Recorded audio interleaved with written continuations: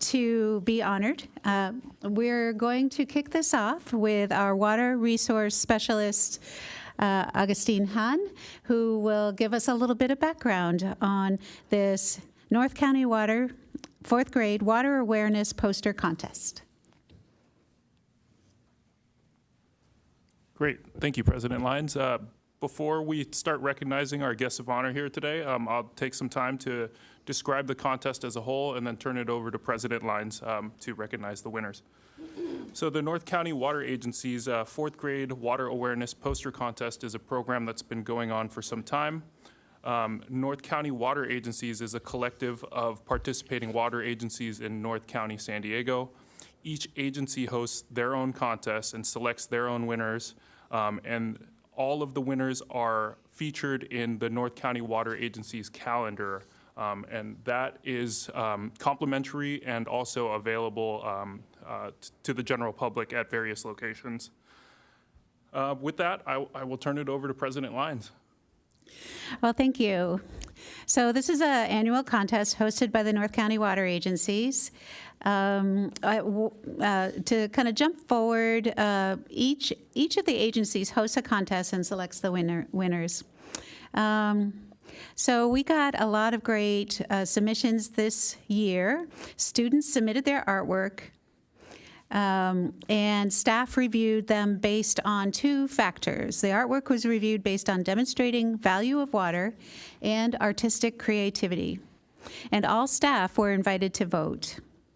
So each of the winners receive a customized tote bag and their art on it, and a couple more goodies inside, as well as a special proclamation.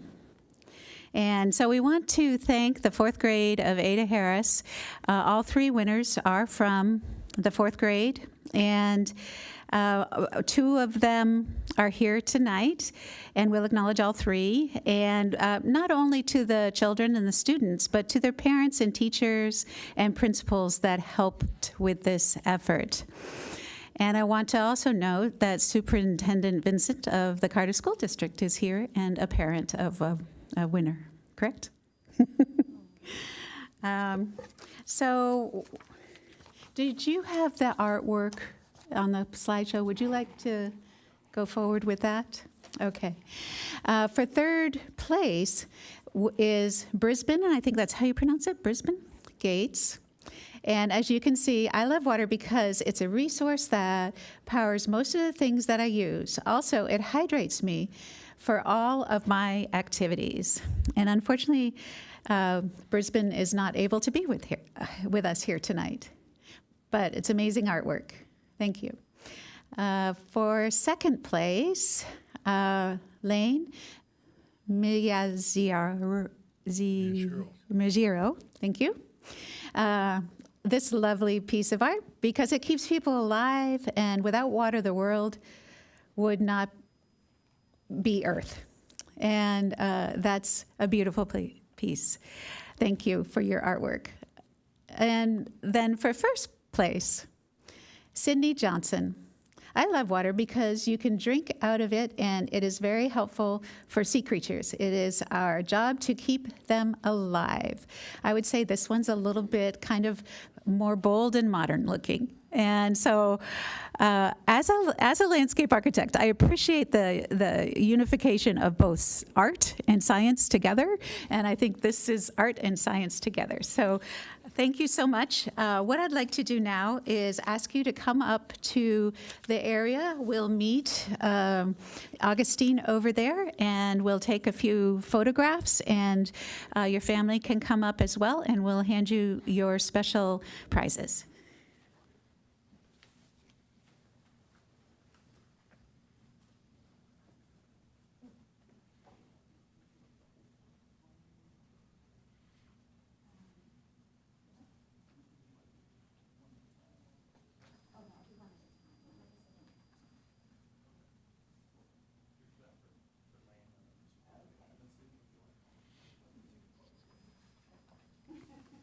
So for 2nd place,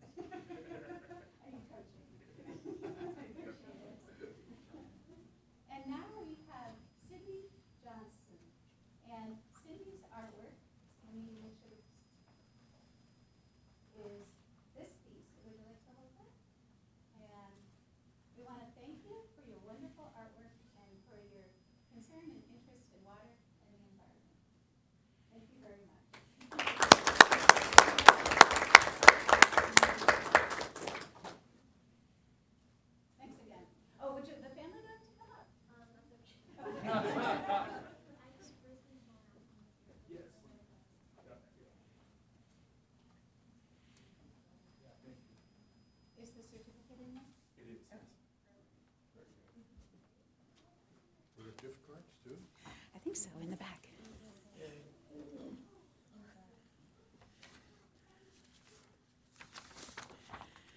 Gosh, that was fun. Those are great kids doing great work. City Clerk, do we have any oral communications today? No, we do not. Thank you. Is there, we did not hold a well, yes, we did. I'm sorry, there'll be a report from closed session. Thank you. Thank you, President Lyons. Yes, the San Dieguito Water District, along with the City Council, held a joint closed session on the following items. Closed session, conference with labor negotiators, Government Code Section 54957.6. City San Diego Water District negotiators were Tom Bukowski, Director of Human Resources, and Tim Davis, Attorney. Employee organization, the employees were represented by SEIU Local 221. The second item was closed session authority, City San Diego Water District negotiators, conference with labor negotiator, Government Code Section 54957.6. Tom Bukowski, Director of Human Resources, and Tim Davis, Attorney. The employer organizations are City and San Diego Water District unrepresented employees. And that ends the closed session report. No reportable action is what I heard. Yes. No reportable action. Are there any changes to the agenda?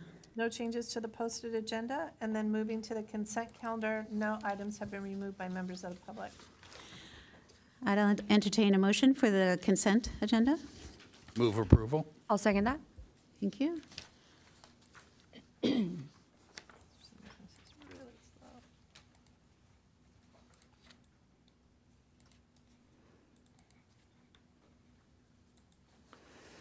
Motion carries unanimously. Thank you. Item 10, action items. 10A, introduction of fiscal year 2023-24 San Diego Water District operating and capital budget. Our contact representative today is going to be Finance Director Kazungu. Thank you, President Lyons and members of the board.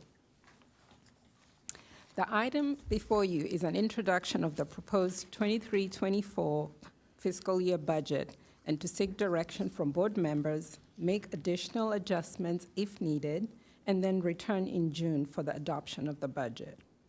This year, preparing the proposed budget has been challenging to staff, so we scheduled a workshop to give the board a full understanding of the items that are facing the district in the coming year as well as the next several years.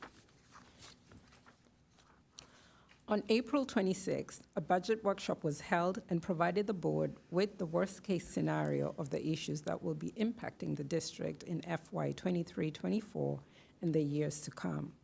Two of the biggest items that were identified as impacting the budget were the increased water purchase costs as a result of losing our local water from Lake Hodges. Compounding the added cost is the 13.7% rate increase being proposed by the County Water Authority. Emergency repairs to Lake Hodges Dam have also contributed significantly to the increase in the budget. And then, like other agencies, the district has also been hit with price increases in materials, goods, and services, as well as the reduction in revenue from customers using less water, which have also impacted the budget. After hearing of the impacts on reserves in a worst-case scenario, the board directed staff to introduce the budget with the assumption that the district would receive at least 500 acre-feet of local water rather than 0. The board also directed the staff to provide budget scenarios where the joint facilities spend rate for FY 23-24 would remain at current levels, and also another scenario with a reduced joint facility appropriations, with the goal of restoring the appropriations to the full amount in the next 2 to 3 years. The board also directed staff to dip into the rate stabilization reserve to eliminate the remaining shortfall between revenues and expenditures but without depleting the rate stabilization reserve. The board expressed the desire to see the rate stabilization reserve quickly restored by initiating the next cost of service study, which would address all the impacts facing the district.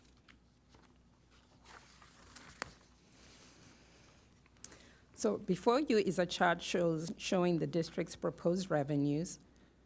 And with the ups and downs of water usage in the last several years, staff felt that an average of the immediate past 3 years would provide a better projection for FY 23-24. The proposed revenues incorporate customer conservation efforts, as well as the last rate increase of 6.5% from the 2021 water rate study. This final increase is scheduled to be implemented on January 1 of 2024. The table before you reflects the district's actual revenues by major category for the last 3 years, and then the current year adopted revenues and the proposed 23-24 revenue budget. Please note that the totals on the bottom are from all district revenue sources, but the table only reflects the major source categories. As can be noted, although revenues have remained pretty steady, conservation efforts and drought mandates have cut into that growth despite board-approved rate increases. Overall, the district expects to receive $21.1 million in revenue in FY 23-24.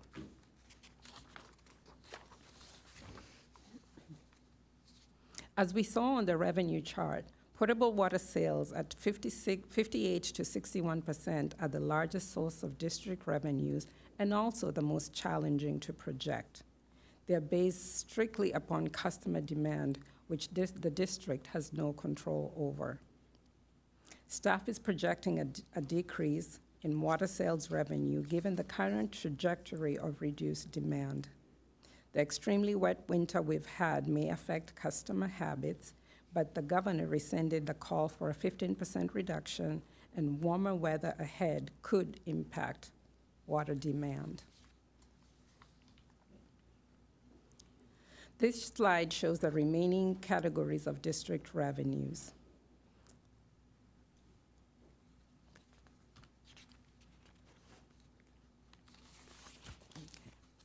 District expenditures occur in 4 main funds.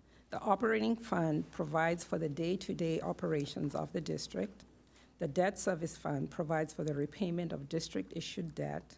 The capital replacement fund provides for district and joint facilities capital improvement projects. And finally, the fleet replacement fund provides for the purchase of district vehicles and other large equipment. Expenditures over all 4 funds are expected to increase 17.3% over the current year adopted expenses. The biggest causes of this increase, as what described earlier, are listed here once again for your review.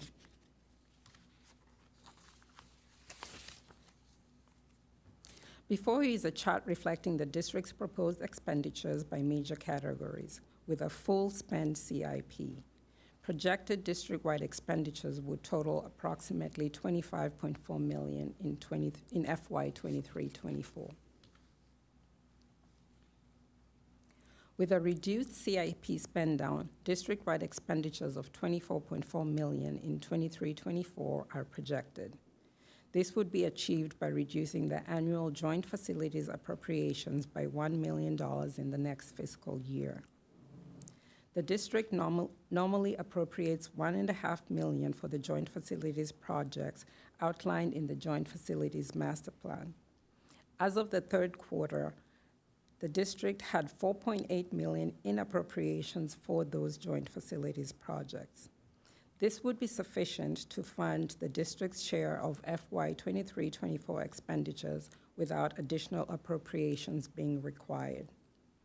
Additionally, the spend rate on joint facilities projects is expected to remain lower over the next couple of years due to supply chain issues and ongoing staffing. But staff would look at restoring those appropriations to the full amount by addressing the issue in the next cost of service study.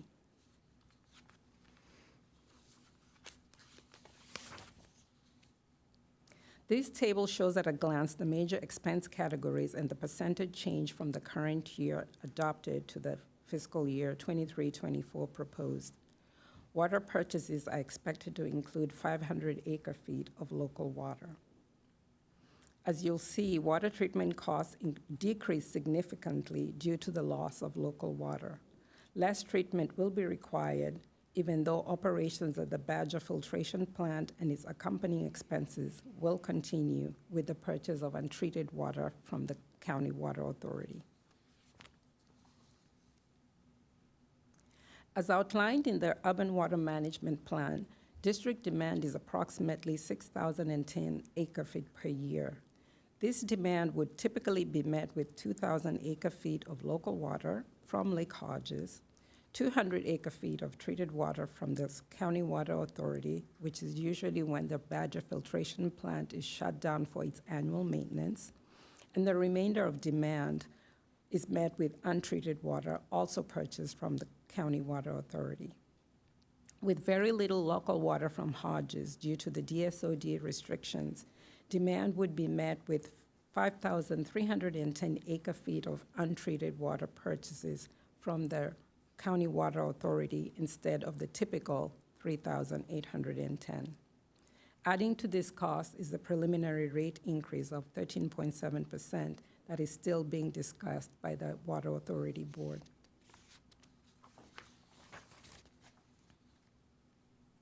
The district has also been experiencing large price increases in supplies needed to maintain the water system. Many items have been unavailable, and when they are available, prices quoted have been very high. Rising transportation costs driven by higher fuel costs are also contributing to the price increases. The district is requesting 2 additional utility maintenance technician fill positions. The Water Master Plan completed in September 2021 identified several critical projects to be implemented to ensure the reliability of the water system. With pipelines nearing the end of their useful life and a robust CIP program and condition assessment program being developed by the District Engineering Division, district utility and maintenance staff will be critical in the implementation of these programs, and additional staff will be needed to ensure its success.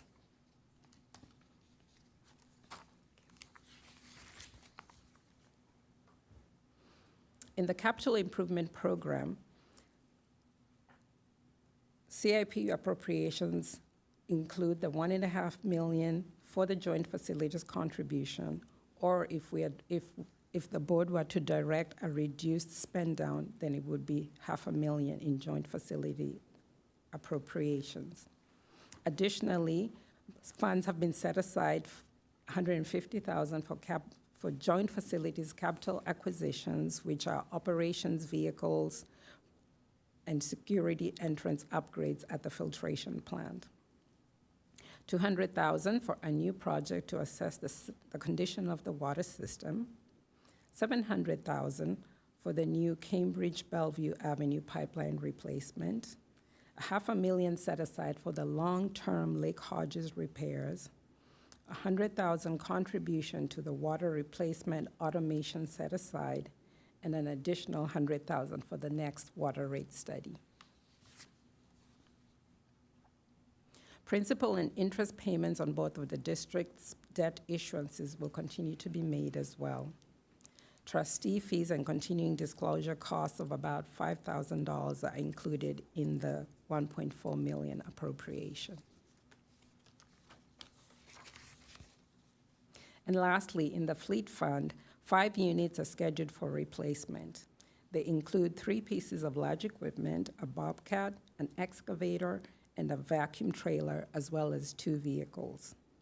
For financial planning purposes, vehicle and large equipment purchases are funded by prior contributions to the Fleet Replacement Fund based upon a 7-year replacement schedule. In reality, most vehicles exceed this 7-year lifespan due to the care and routine maintenance, and vehicles are only replaced when they reach the end of their useful life and are no longer able to function safely or efficiently. District staff are continuing to work with the fleet staff to evaluate replacement in light of the ongoing supply chain issues. Staff is usually tasked with preparing a balanced budget each year, and per the policy approved by the board in October of 2017 of funding the three reserves as follows. In order of priority, the operating reserve needs to be funded first with enough revenues to cover 90 days' worth of operating expenses. Second, the capital reserve would be funded with one-time future 5-year average of CIP expenditures. And lastly, the rate stabilization reserve is to be funded with 15% of future year rates and charges revenue. This table shows the projected reserve status with 500 acre-feet of local water and a full CIP versus a reduced CIP scenario. A full CIP would require the joint facilities projects be funded at the usual $1.5 million per year, which would bring down the rate stabilization reserve to about $300,000. Whereas a reduced CIP assumes the $1 million in joint facilities appropriations are held off for a year and the joint facilities would only be appropriated $500,000. The effect on the reserve, on the rate stabilization reserve would still be significant, but would hold the reserve at slightly over $1 million. The operating reserve would be fully funded, and the capital reserve would be funded at the minimum level. As previously mentioned, restoring reserves to higher levels would be addressed in the cost of service study, and that would be initiated by staff shortly after budget adoption. That concludes my presentation, and staff is available to answer questions. Thank you very much. As it's stated in the agenda, this is the introduction of the San Diego Water District operating and capital budget. So I just want to remind everyone, this is our first bite at this apple, and this is a really good time for us to drill down into the details that have been put forward here. There's a lot you put forward to us today and ask questions. So I'll go to Board Member Ehlers. So thank you, very good. Just some questions of clarification. The first one would be on page 3 of the report. We talk about receiving 500 acre-feet of local water, and I'm just curious, given the conditions at Lake Hodges, is that highly likely, or is there a possibility that might not materialize? Thank you for the question. Yes, it is highly likely because the DSOD restriction is at 280, which is 5 feet above the valve at 275. And between 275 and 280 level, there's approximately 1,200 acre feet, 1,100 to 1,200, depending on which table you look at. But and when you take 42% of that, that's the 500 acre feet we're talking about. Okay, so. And unless we get a freak rainstorm, we pull some off and it gets refilled, okay, great. Yes. You had a slide on the FTE additions, and that went by too quickly for me. So I want to understand, I think we added one last year, I saw in the previous budget, and another one this year, and that's a significant addition over 2 years. And I was just, can you add any more understanding on why this is necessary? Is this necessary? These are field ops people, and we're talking about the water master plan. I guess I haven't seen the water master plan. Is that something that I could get a copy of? And maybe it's in there explained that I didn't read through that. Yeah, I'll take this. Yes, it is. We can provide you with a copy of the master plan. The two additional employees. First of all, I don't think last year we got any additional employees for the field staff. Did we? No, we did not get any. But for the two additional employees, those are going to be needed because we have a backlog in our maintenance activities. For example, the valve maintenance, we are not able to meet the 5-year cycle. In addition to that, we are having few CIP projects, something that the district did not have for quite some time. And it is really important that we have the staffing levels in order to provide the support to the contractor, because in the water industry, we actually required to shut down the area and notify the public. So there is no additional work that needs to be done with the CIP projects that are in place. Okay, so it's we've had a lull in work prior to this. We're coming kind of back to normal, and so we would be staffing up to a more normal. We've been short-staffed, and now we're staffing back up because when I look at revenues and expenses, most of the causes for the increase were not additional water meters. They are inflation or other increases in costs that wouldn't necessarily drive the need for additional FTEs. So it sounds like this has been a historical shortfall we've had. That is correct. Okay. Anybody else? I don't see anyone else in the queue, but let me jump in and ask a couple questions. We are an aging water infrastructure, I guess, facility in that we do have a lot of old infrastructure that I think that we're really trying to keep working and do some assessments on how we will create future capital improvement projects to address the needs we have. So So I'm going to use that to tee up the question, if you could help me understand. We're going to do a cost of service study, and we're going to start that soon after this budget process. In the cost of service study, do we look at the whole kind of planning, short-term and somewhat maybe longer, midterm anyway, planning for what our needs are going to be for the infrastructure, for the capital programs, and for the maintenance, given that we have an aging infrastructure? Could you maybe go over what will be looked at? Well, we're having two things here that are ongoing and we'll be coming to the board in August for award of the RFPs. One of them is for condition assessment of our pipelines. Most of our pipelines were built in the 1960s, and some of them even in the late 50s. And from an industry standard, 75 years is the useful life of a pipeline. So we're getting to that point. We haven't had any pipe replacement program in the district. So once we look at all the condition assessment, evaluate each and every piece of pipe, then we will have some kind of a list of what we can do within the next few years. It's anticipated that we'll do that over 10 years, right? So we're going to come up with a plan for the next 10 years. And, I just don't want anybody to have the idea that our system is actually deteriorating to where it is actually failing.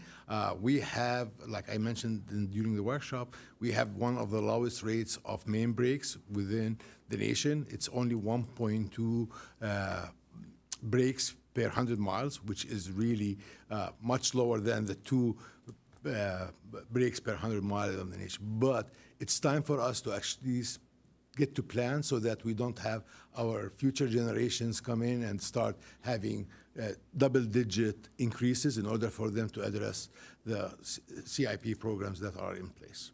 Thank you. Another question I have, a different topic.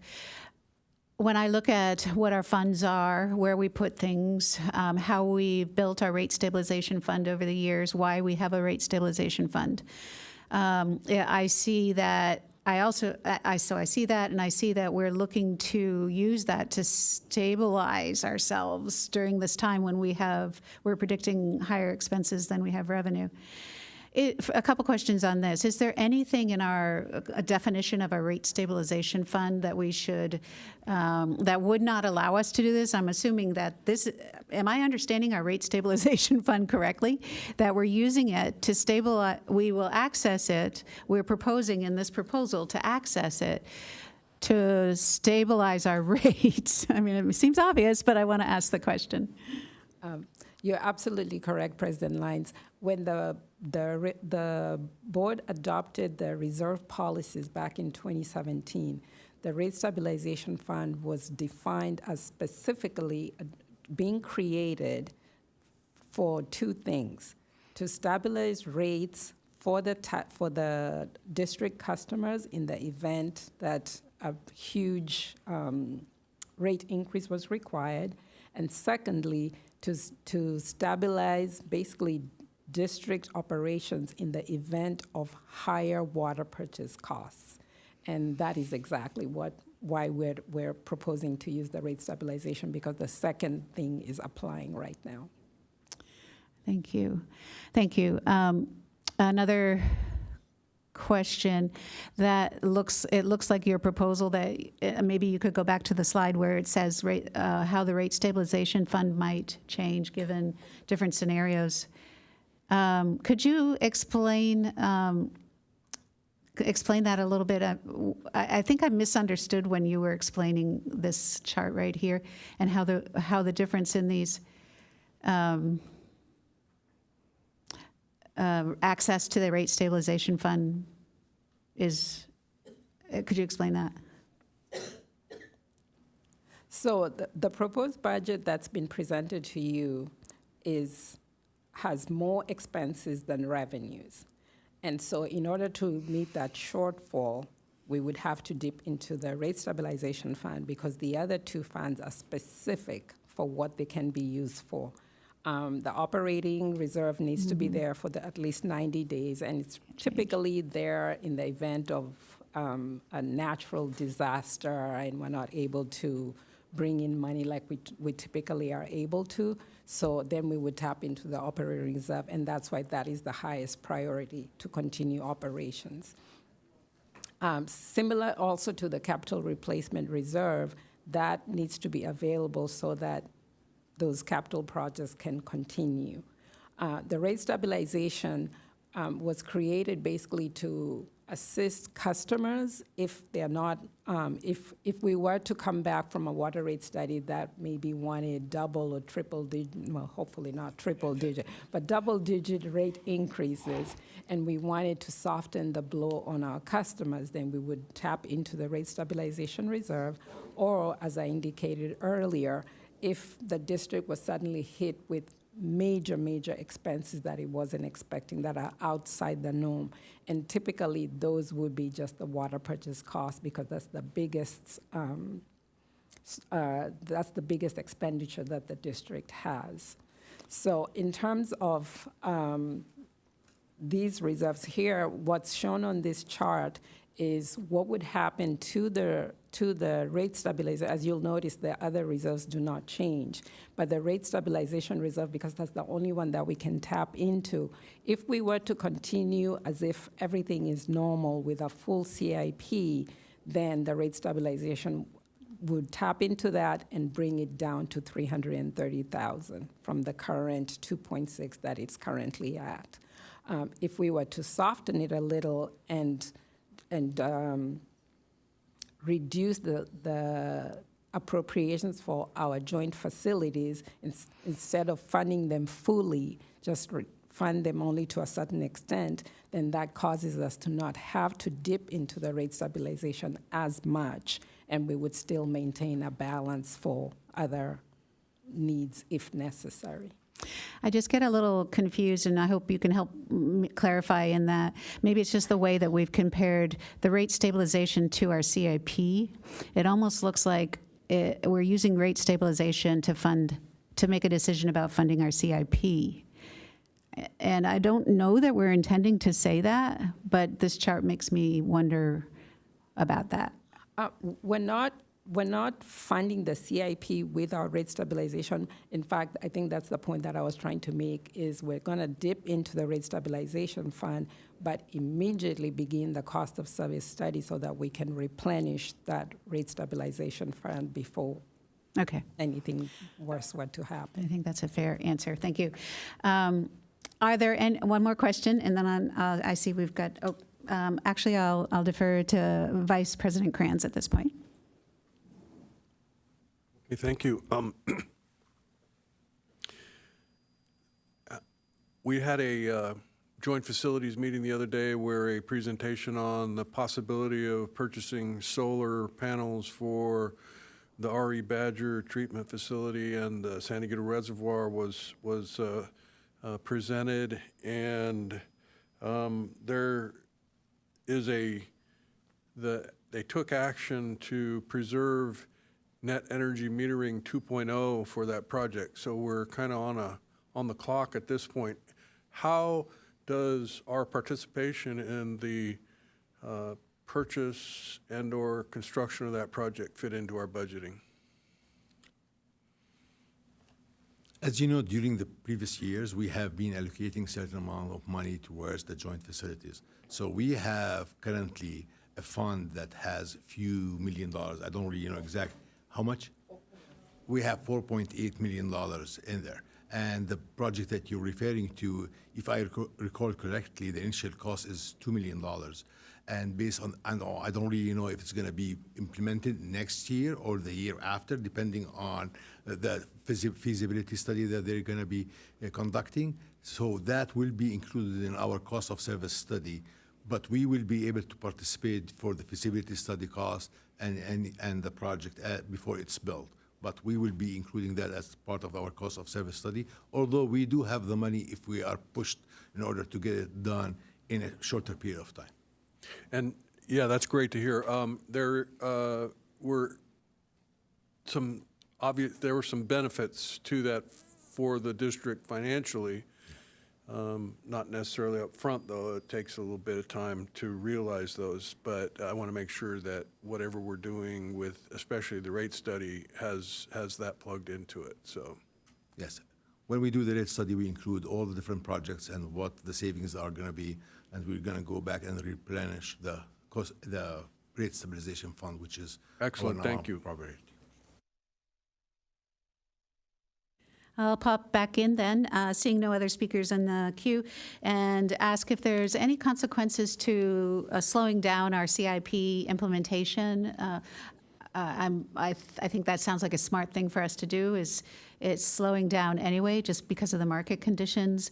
Are there any consequences to, based on how we've funded our CIP or anything like that, that we should know about or be specific about as we slow down our CIP to afford it better in the near future? Thank you for the question. I just want to reiterate that we have two CIP funds. One of them is for the joint facilities. That is the one we do with Santa Fe Irrigation District on our joint facilities. And the other is the district CIP. In this reduced budget on the CIP, we are only reducing the budget for the joint facilities. And the reason that we are okay to reduce it, because working with Santa Fe Irrigation District, they are in the same boat that we are in regarding to loss of local water. So they actually took their master plan and delayed some of the projects. And that's why we were able to do that. And keep in mind, although we are reducing it by $1 million next year, we are recapturing that in 2024 and 2025, an additional $500,000. So that's why you see the numbers have not changed in the table that was just shown. That's why it stayed at 3,300. Because in the next 3 years, we will be going back and adding an additional $500,000. And by that time, we would have done the cost of service study that will include that amount in there. Thank you. Board Member Ehlers. I noticed in the budget that the potable meter service charge was dropping by 3.3%. Does that mean that we're losing customers, or what caused the drop in the budgeted amount of revenue for potable meter service charge? We are not losing customers or Okay. meters. I think that is just a difference between what we had originally budgeted. At the time, we were expecting that it would be higher, but it's not turning out that way. And so to compensate for that, that's why we have the averages and Okay. decided to be more realistic in our assumptions.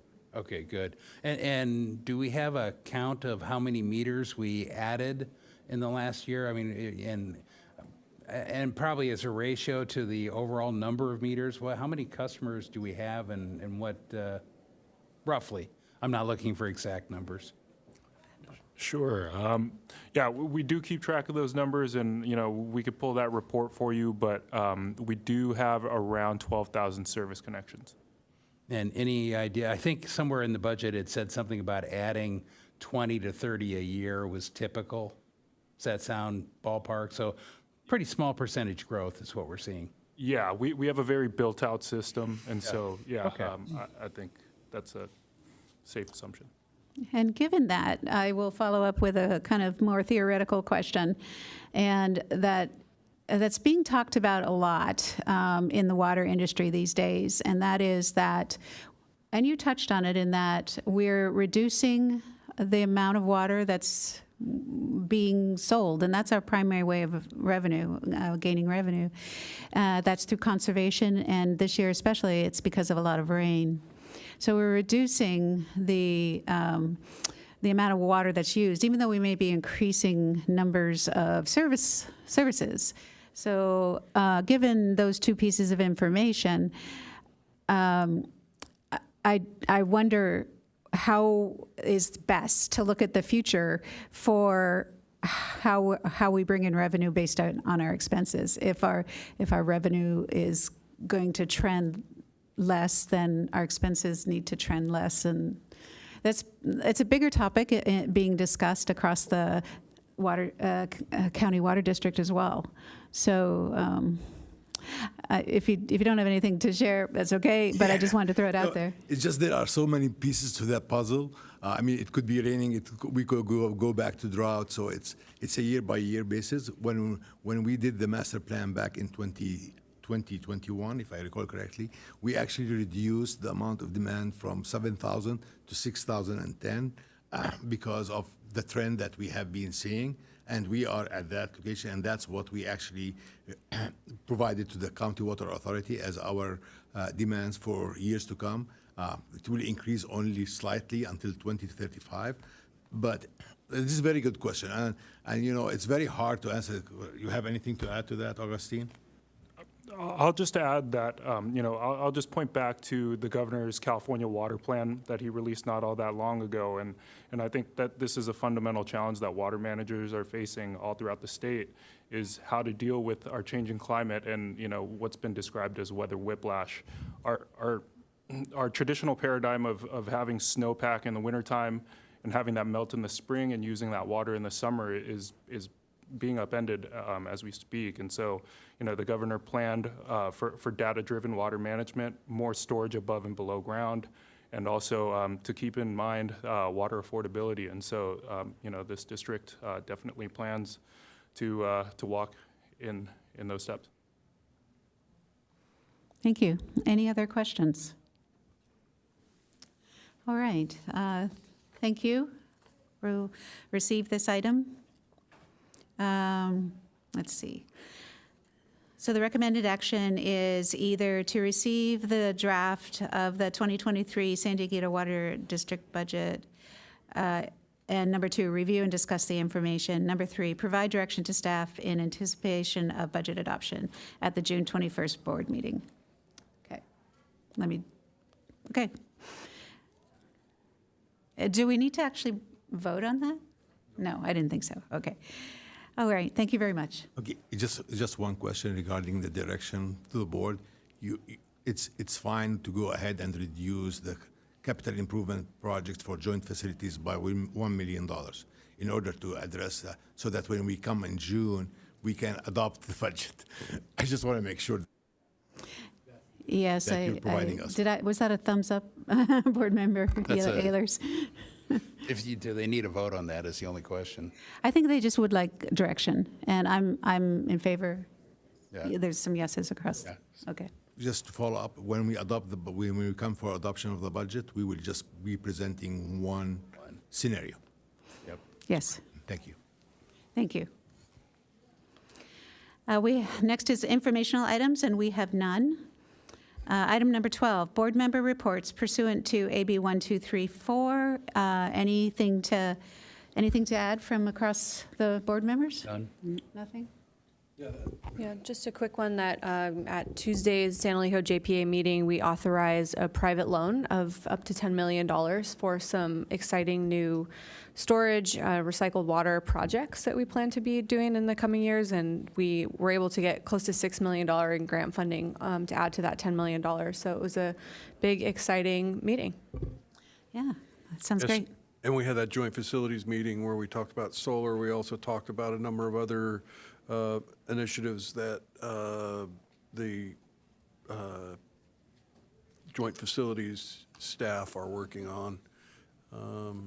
And the challenges exist with regard to inflation at those agencies as well. The replacement cost for a Ford F-550 truck was $195,000, and I thought, how in the world could a truck cost that much? But it turns out it's got a crane on the back and all sorts of other things. So, yeah, it's a whole new world out there. Thank you.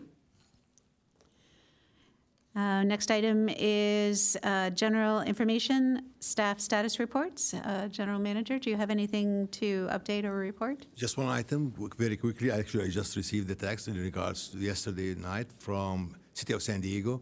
They're opening Lake Hodges for recreation again during this month. They were going to be, putting something in the media within the next couple of days. They were going to be limiting the incidental water contact for any of the recreation activities.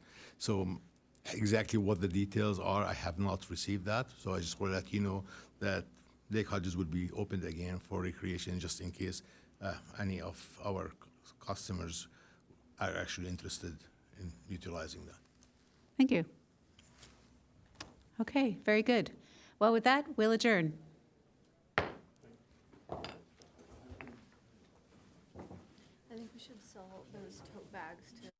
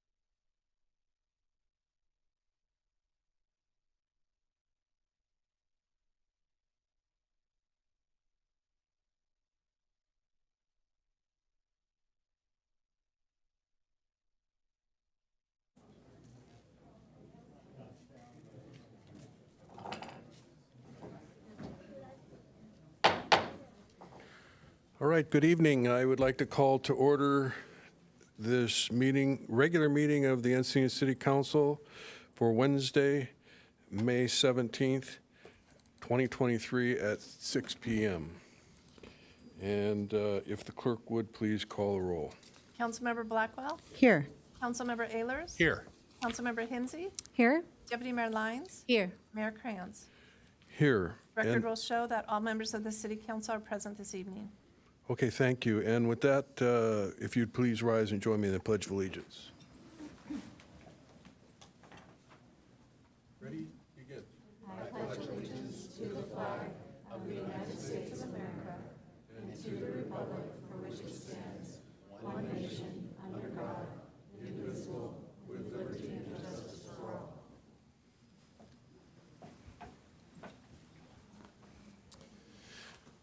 All right, and I would like to start the meeting with an announcement that we have 2 items on the agenda that we've received a lot of feedback on via email, and I think that a lot of you are here to speak to those issues.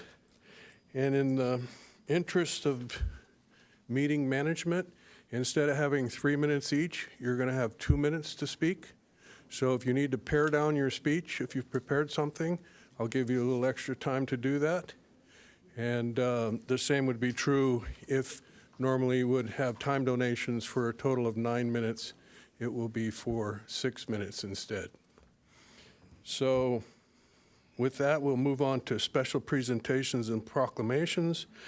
And tonight, we're going to have a presentation by Coastal Roots Farm in celebration of Jewish American Heritage Month. And May is Jewish American Heritage Month. Many of you know that the Ecke Ranch was sold to the Leach-Tag Foundation 10 years ago, so they're having their 10-year anniversary. And we have the Leach-Tag Foundation, Jewish American family, Lee and Tony Leach-Tag had a foundation. They purchased the land, and they have been doing some pretty amazing things with it. And one of them is the establishment of the Coastal Roots Farm. So with that, we're going to have a presentation of Coastal Roots Farm, and I appreciate you coming out to do that. Can you turn- Louder than this. Better? Okay. Well, thank you so much for having me. Thank you for the invitation. And I'm so pleased to be here. My name is Kesha Spoor, and I'm the Director of Philanthropy, Impact Strategy, and Communications at Coastal Roots Farm. And as the mayor mentioned, the Leach-Tag Foundation, I'll get right into the history here. For those of us that are long time in Encinitas or in North County, you may remember that the Ecke family was growing poinsettias. This used to be considered the flower growing capital of the world. It was 800 contiguous acres of poinsettia farm. Back in 2012, the Leach-Tag Foundation purchased what was the remaining 67 acres of that land. If you drive up and down the coast, you can see what happened to the rest of that land, right? Developed for housing and all kinds of other interesting things. But there is this incredible parcel of land, 67 acres, that was purchased with the intention to keep it agricultural. That was in 2012. In 2014, the foundation started Coastal Roots Farm as a program of theirs, and now since 2015, we've been our own 501c3 nonprofit. So we're 8 years into our operation. I know many of you have been there, so for those of you and everybody here joining tonight, we hope that you will come and check it out. It's kind of interesting. A lot of folks come into the property. It's kind of across from the YMCA off Saxony, right? It's a pretty modest entrance, and you go in, and a lot of people say, "Whoa, I had no idea this place was so big and so cool and so interesting." There's a lot going on the property in addition to Coastal Roots Farm, and we do always like to acknowledge the history of the land being indigenous to the Kumeyaay and Liseño peoples. So let me make sure I know how to use this. Nope. There we go. So just briefly, this is a map of the property. You can see there that Coastal Roots Farm is on about a third of the property. We operate about 17 of the 67 acres. And as mentioned, there's all kinds of interesting other agricultural tenants. Salk Institute is on the property. There's a co-working space on the property. I'm sure you've been to some events over there. And this is what we're here to do, right? Coastal Roots Farm is here to nourish community. We do that with 4 impact initiatives. I'll focus most tonight on Jewish life, just to uplift, Jewish American Heritage Month, but really wanted to give just a brief overview of what we're doing in the community. Firstly, regenerative agriculture refers to the way that we're farming the land. Equitable food access, where is that food going? Who's benefiting from it? Environmental education, my favorite explanation is from pre-K to gray. All of that to say of all ages, of all backgrounds, of all abilities, right? And reaching about 10,000 youth through that initiative each year, and Jewish life, which I'll speak to more. Let's see here. So Jewish Life is an initiative of its own, but what I'll talk about tonight toward the end of the presentation is how Jewish values and traditions really uplift the entirety of the mission, and the way that that plays out, which, kind of the reason that the foundation founded the farm as a Jewish community farm, which is a thing, by the way. We're part of a larger movement of Jewish community farms. We're the only one in Southern California, but there are others, and why we do what we do and who it's for. So this is my favorite way to set the context of the farm's work. It's a lot to digest here, but what I'm calling out here is this concept of food miles. Food miles refers to how far on average food travels from where it's growing to where you're eating it. And in the United States, it goes on average 1,500 to 2,500 miles it travels. So I ask groups often, what's the problem with that, right? There are sort of the obvious ones, the carbon emissions that are produced in the process, the number of hands that touch it, all those folks who are underpaid along the way in our food system, right? A lot of those folks actually food insecure themselves. The most interesting one that I learned since starting, I've been at the farm 5 years, I have no farming background and have learned a lot, but one of my colleagues taught me that when food has to travel so far, it's picked before it's ripe so it doesn't rot along the way. The problem with that is that when you pick something before it's ripe, it doesn't reach its peak flavor, it doesn't reach its peak nutrition. So when I tell you about the number of people that we're feeding in the county each year, it's finite, it's meaningful, but it's finite relative to the number of people who are hungry. But what those people are getting is the most nutrient-dense, flavorful food you could possibly eat, right? So I like to set that context when I share with you what we've accomplished. So I mentioned regenerative agriculture. It's really a philosophy when you compare to conventional agriculture, when you drive up the coast and you see miles and miles and miles of monocrop like corn, right? The downside to that and the way that that happens is all of the variables are suppressed. There's like a pest issue or pest pressure, and so then you spray a pesticide or whatever, like different interventions that are designed to maximize profits, maximize yields. Regenerative agriculture just really is a different philosophy. It's about farming in harmony with nature. It's emphasizing soil fertility. We know that we can't grow healthy food without healthy soil. So regenerative agriculture looks different in different places, but really what it's about is about healthy soil. All of this is for the benefit of the climate. All of this is for the benefit of the land. So who we're serving, pardon me, this is a very sensitive thing here. These are our priority populations. With our Equitable Food Access Initiative, we try to put food where the need is most. So here are the populations that we're reaching. We grow about 80,000 pounds of food each year. We're feeding about 40,000 people. 70% of that food is donated directly. So we have a farm stand, that's probably the next slide, on the property. Oops. We have a Pay What You Can farm stand on the corner of the property. If you haven't been, we do invite you to come. It's open to the whole community. It's open twice a week. And it's just like it sounds. It operates on a Pay What You Can model. Folks come, they take what they need, they pay whatever they can afford. They can reduce up to $30, no questions asked. We accept EBT. Their situation might change from week to week. We saw that a lot during COVID. But we also have folks who come and they pay the full fare or even donate above. So some folks who do have means say, well, am I really welcome? Is it really for me? The answer is absolutely yes. We actually need both. And the farm stand alone generates over $100,000 in revenue a year. So it's a pretty critical social enterprise for the farm. And that is the only way, in fact, that you can get the food from the community on site. The rest goes off site, reaching those priority populations through various partnerships.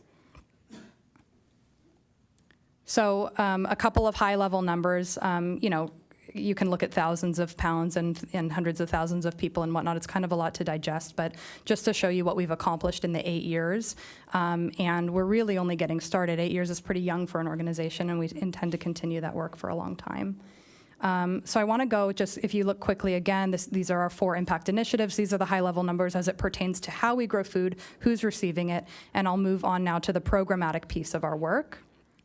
So on environmental education, I mentioned pre-K to gray. This is like the not-so-sexy term for the work that we're doing in education. Environmental, STEM, nutrition, workplace development programs. So we serve kids from all backgrounds, all over the county and beyond, virtually during COVID. Thank goodness we've returned to our normal operation. But like I said, 3 years ago, we were reaching 3,000. 2 years ago, 6,000. This year, we're on track for 10,000. So that's the area of our work where we're growing most drastically. And just like our farm stand, just like our food distribution, nobody is turned away for inability to pay, and 50% of the kids who do come to the farm are coming on scholarship.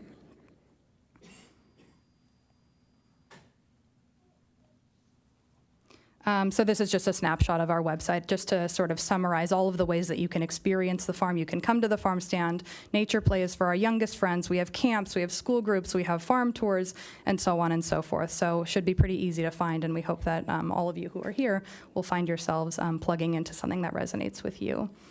So again, this is just really to address the growth in our education programs. You can see the last 4 fiscal years. Nature Play was just introduced in fiscal year 22. It's now one of our more popular programs. So maybe when I'm here a year from now, you'll see a fiscal year 23 and the trend continuing up in that way. So really what I'm here to talk about tonight is the Jewish Life Initiative. What is the point of a Jewish community farm? Who is it for? Am I still welcome? What does that look like? So you can see just examples of celebrations throughout the year. And what I wanted to talk about was what makes Costa Roots Farm, oh, there's the high-level stats there, youth reached, people coming to programs and events. So what makes Costa Roots Farm a Jewish farm for everyone? So as mentioned, even though Jewish Life is one of those initiatives, it really does infuse all of the work that we're doing and inspire a lot of the work that we're doing. It does inform, interestingly, Jewish tradition has a lot to say about agriculture. The Jewish calendar operates on the lunar calendar, just like agriculture. There's a lot of alignment. That was new to me. I'm a Jewish person. That's not true of our whole team, by the way. The team is quite diverse. The community we reach is quite diverse. But I grew up in a lot of different Jewish settings, and never once did I, was I introduced to the agricultural side of things, and it's the first time for me I can share personally. It really resonates with me, this framing. People say that Jewish people are a people of the book. Maybe so, maybe today, but really we were a people of the land. So that's what's coming through here, and I'll just give you an example of a value called peah. Peah, really what it refers to in ancient times, in ancient Israel, it was an instruction, if you were a farmer, to leave the corners and edges of your field unharvested for those in need. It says something like the weary, the poor, the sick, the elderly, right? So when you think of our farm stand, our pay what you can farm stand, or what we tell our kids, our peah what you can farm stand, right? Really uplifting, kind of modernizing, making relevant these, what we believe are universally meaningful values. So that's one example. They're integrated into our programs. We're trying to create a low barrier Jewish space. It's been really interesting to hear. We're starting to survey and collect. We're a very data-driven organization, starting to collect different data. And a lot of folks who are Jewish, or maybe who are Jewish but are in an interfaith marriage or are otherwise journeying through life with somebody who's not Jewish, may not find themselves in a traditional Jewish institution, may not feel welcome, or it's just not their thing, or it's the liturgy doesn't resonate, right? But they are finding themselves at Costa Roots Farm. That really speaks to the reason the farm was founded, although it's expanded in so many ways since then. But we believe, that eco-Judaism, which is sort of a movement of today, really has something to teach us about the climate crisis. It's hope-oriented, and it gives meaning. So, and then I mentioned already marking time. Shabbat is an example of that. So at the farm, we don't operate on a Saturday. I can tell you, again, personally, I used to be a bit more apologetic about that. We would get these interesting invitations to participate in things, and we would say, oh, shucks, sorry, we can't do it, it's Shabbat. We're leaning into it. This is one of the ways we know for the land and for us as people that rest is just, if not more important than the production, than the go, go, go. And so that's one of the ways that that plays out. So you can see in the percentages here, just in a few of the programs that we did surveys of what percentage of folks who are coming to these very Jewish programs are in fact Jewish at all. And you can see it's quite split. So the invitation, we hope, is very open to everybody. So what I just want to sort of conclude with, and this is kind of hot off the press, we just this year hired our first director of Jewish life, and we went on a great exploration to reconsider what our Jewish values are for the organization. So first, public sharing of these values. I suppose it's not totally in stone, but I wanted to share a couple of these, and the one that I'll highlight, just in the interest of time, is the very first one, because it's my favorite, Adam ve'adama. Those words sound similar because they are. The word for human being, Adam, and the earth, Adama, come from the same Hebrew root. And this linguistic tie illuminates that according to Jewish tradition, we're part of, made of, and united with the earth. So you can see how that sort of uplifts a lot of what we're trying to do. I'm happy to share more, of course, but it sounds like it's a full agenda. And just, again, wanted to thank you for the opportunity and hope everybody will come by.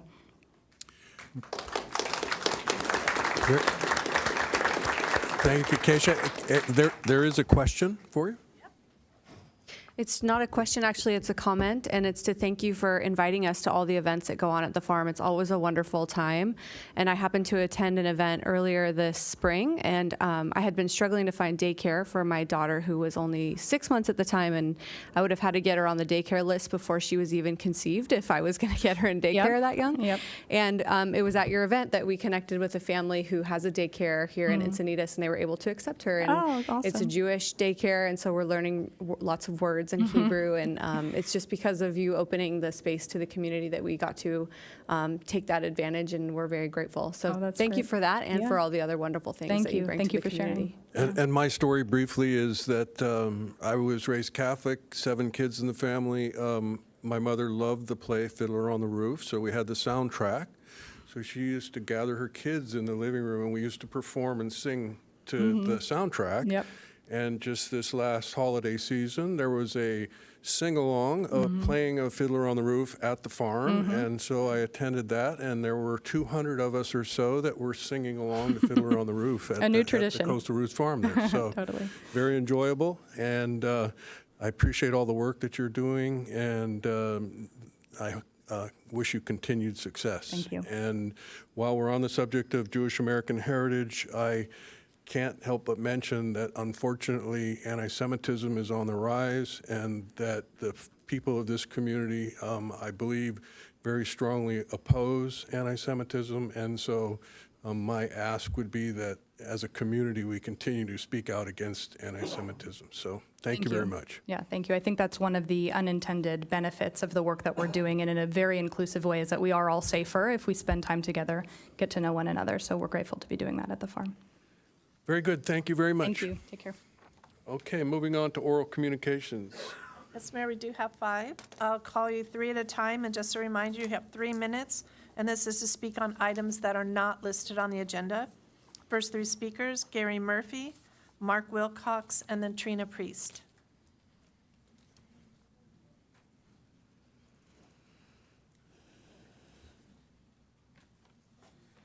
Good evening, Mayor. Good evening, Council. How you doing? Gary Murphy, 123 West Leucadia Boulevard.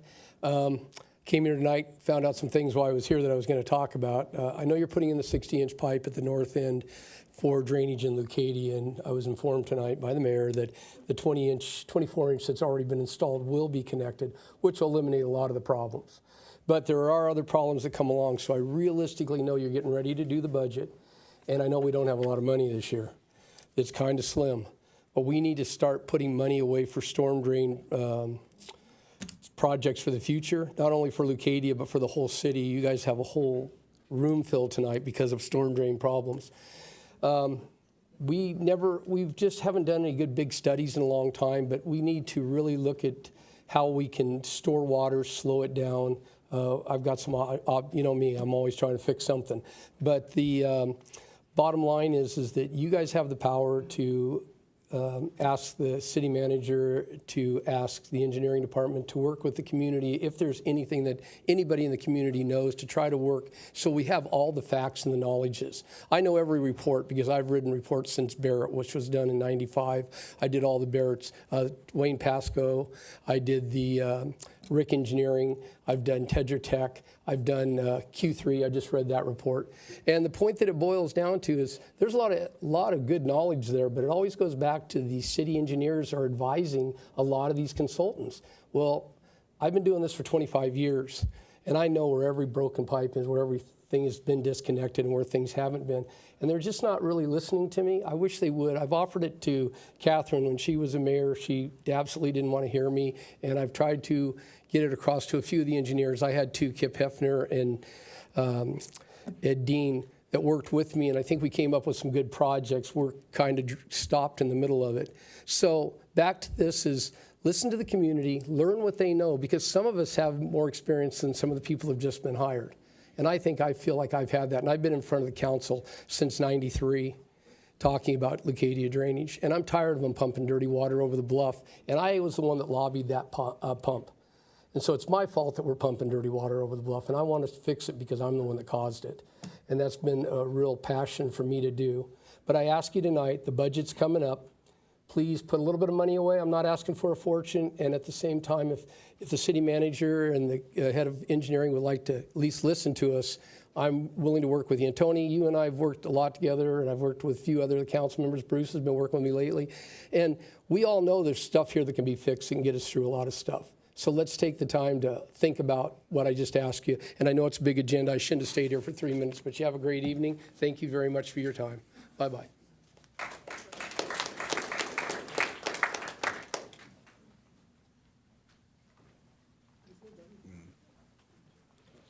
Good evening, City Council and Mayor Krantz. I am Mark Wilcox, a father, grandfather, and community volunteer. I'm passionate about protecting children from drug use that short-circuits their journey to adulthood faster than any other problem. I've spoken at Encinitas City Council in the past months regarding my concern for the high THC concentrated marijuana products that will be sold in Encinitas storefronts. These edibles and vapes are generally flavored and are the primary choice of youth for consuming marijuana. New state law, SB 793, Prop 31 from the November ballot went into effect and prohibited the sale of most flavored tobacco products. Parents are thankful for your support of AB 1207, the Cannabis Candy Child Protection Act, which also bans flavored marijuana products. It is important to remember that flavored marijuana and tobacco products are the predominant choice of the too young smokers and vapors. I wonder if we all really comprehend what are the consequences of having marijuana storefronts in our city with their pervasive signage and advertising. It is often said in the business world that the largest inescapable billboard is a storefront, and we are going to have 4 of them in our city. This visibility and promotion threatens, sabotages, and diverts the lives of young people who may well decide that an acceptable form of relaxation, diversion, or digression is getting high. Thank you for the opportunity to express my grave concerns tonight on this critical issue.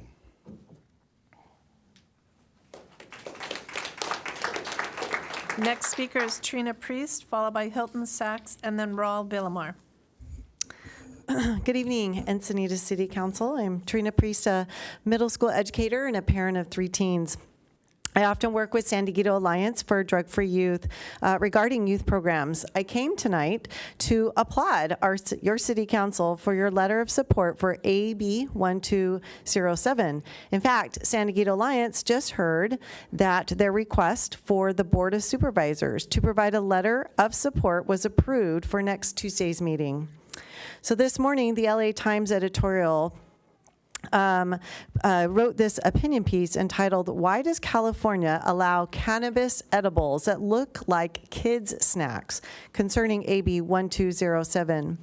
As you know, AB 1207 would ban packaging and advertising that include images such as cartoons, toys, and fictional characters, and ban the term candy, even if it's misspelled as candy, K-A-N-D-Y, or candy, K-A-N-D-E-E. and banned the brand names similar to cereals, chips, and other foods marketed to children. These are common sense steps to help ensure that kids do not mistake cannabis edibles for candy or other snacks, or mask and undermine the actual unhealthy aspects of pot use that mislead young adults. In addition, the bill would prohibit flavoring in cannabis vapes, following up on a voter-approved ban of flavored tobacco products enacted last year here in California. This city council and public health experts have long recognized that flavors mask the unappealing taste of tobacco and help hook kids, and the risk is the same for cannabis vapes. Public health experts have long recognized that flavors mask the unappealing, as marijuana storefronts unfortunately open in Encinitas, this law would eliminate from these pot shops these pot products that are clearly designed to look like candy and snacks popular with kids and in flavors that are enticing to young people. California voters were told that children would be protected from predatory market practices, and it is the hope of parents that our state lawmakers should follow through on that commitment. Thank you, Encinitas City Council, for understanding how important this bill is to all of us.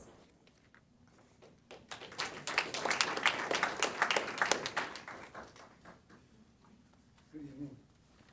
I've got some visual aids. Can I give you the original to the boss? Are there two there? Here's a full color for you, my dear. One for you.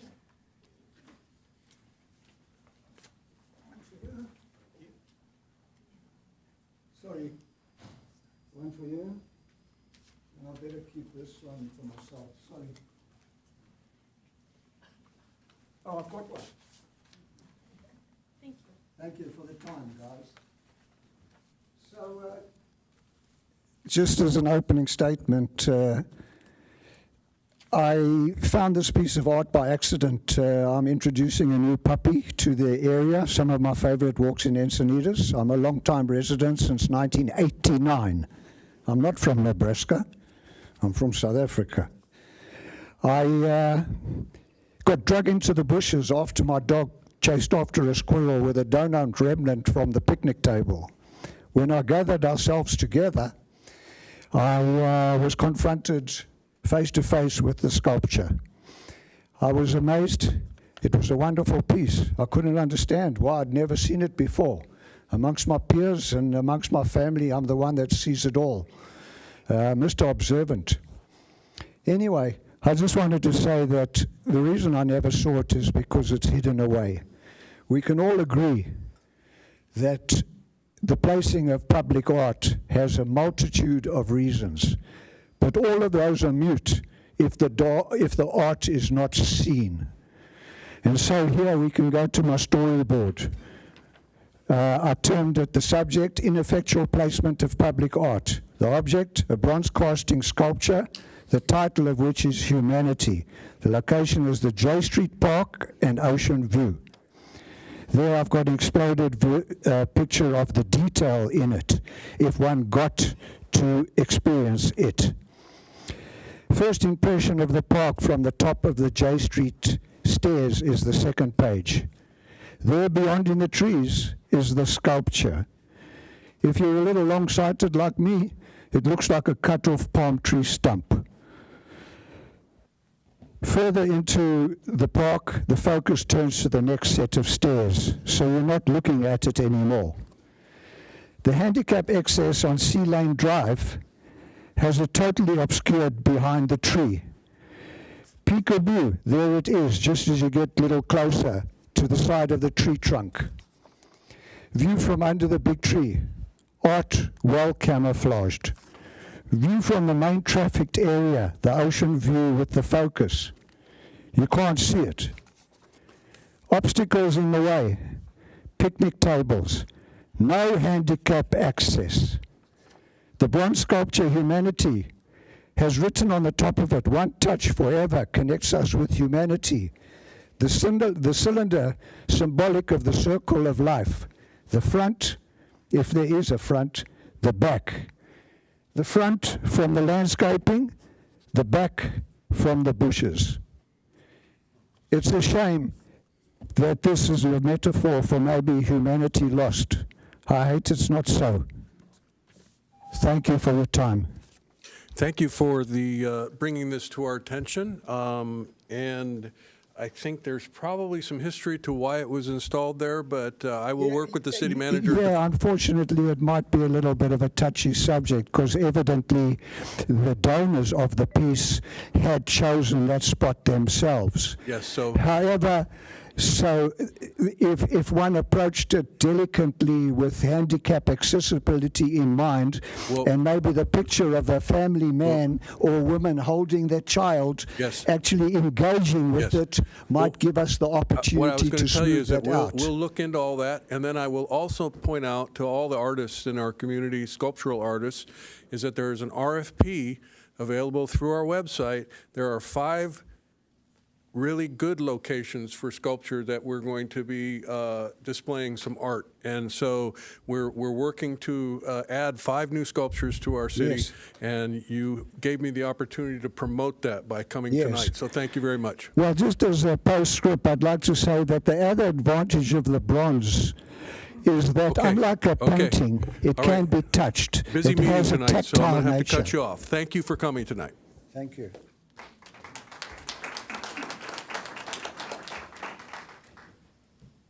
Raul Villamar?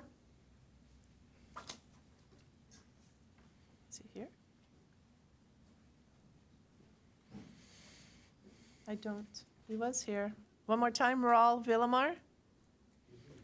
Raul, Raul? I can summarize, he wants parking spaces back. And that concludes oral communications. Okay. Thank you. Thank you all for coming to speak on subjects that are not on the agenda. And with that, we move on to item 6, which is a report from closed session. And if the city attorney would please provide that report. Thank you, Mr. Mayor. At approximately 3 p.m., the City Council held a joint City Council closed session with San Diego Water District.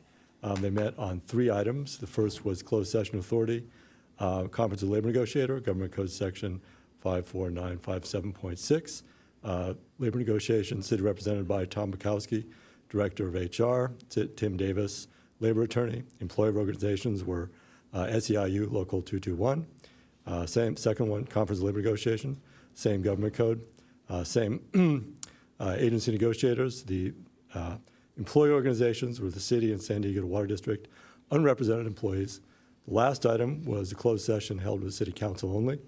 Closed session, conference of real property negotiator, Government Code Section 54956.8, concerning 100 and 200 Carlsbad Boulevard in Encinitas, California, APN 216-042-0100 and 218-042-0500. The city negotiators were Peter Curry, Cushman and Wakefield, and council subcommittee members Mayor Kranz and council member Bruce Ehlers. To negotiate with Surfers Point LLC, Dan Reedy, and Al Apuzzo of Lee & Associates. Under negotiation was the price and terms, and there was no reportable action on any of the 3 items. Okay, thank you. And City Clerk, are there any changes to the agenda? There are no changes to the posted agenda. And then moving on to the consent calendar, item 8H has been pulled by a member of the public. Okay, so that leaves us and with then I'd like to pull G. items 8A through 8G, and items, I'd like to pull G. I just have some questions. so item 8A through 8F, and 8I through 8J are still on consent. So I'd entertain a motion. So moved. I'll second.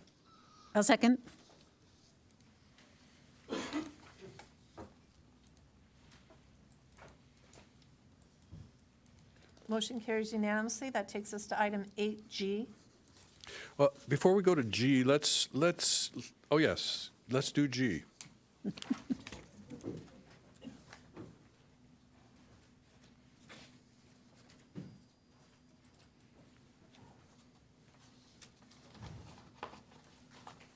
you need a presentation, Bruce? No, I don't. I think we can skip it. I just had a couple of questions on the, and this is a traffic study funding, basically. First question is, let me grab my notes here, catch up.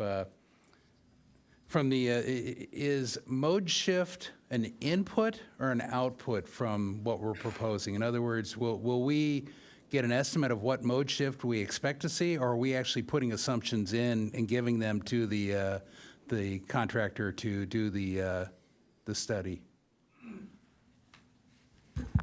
I would say both. We are putting assumptions in.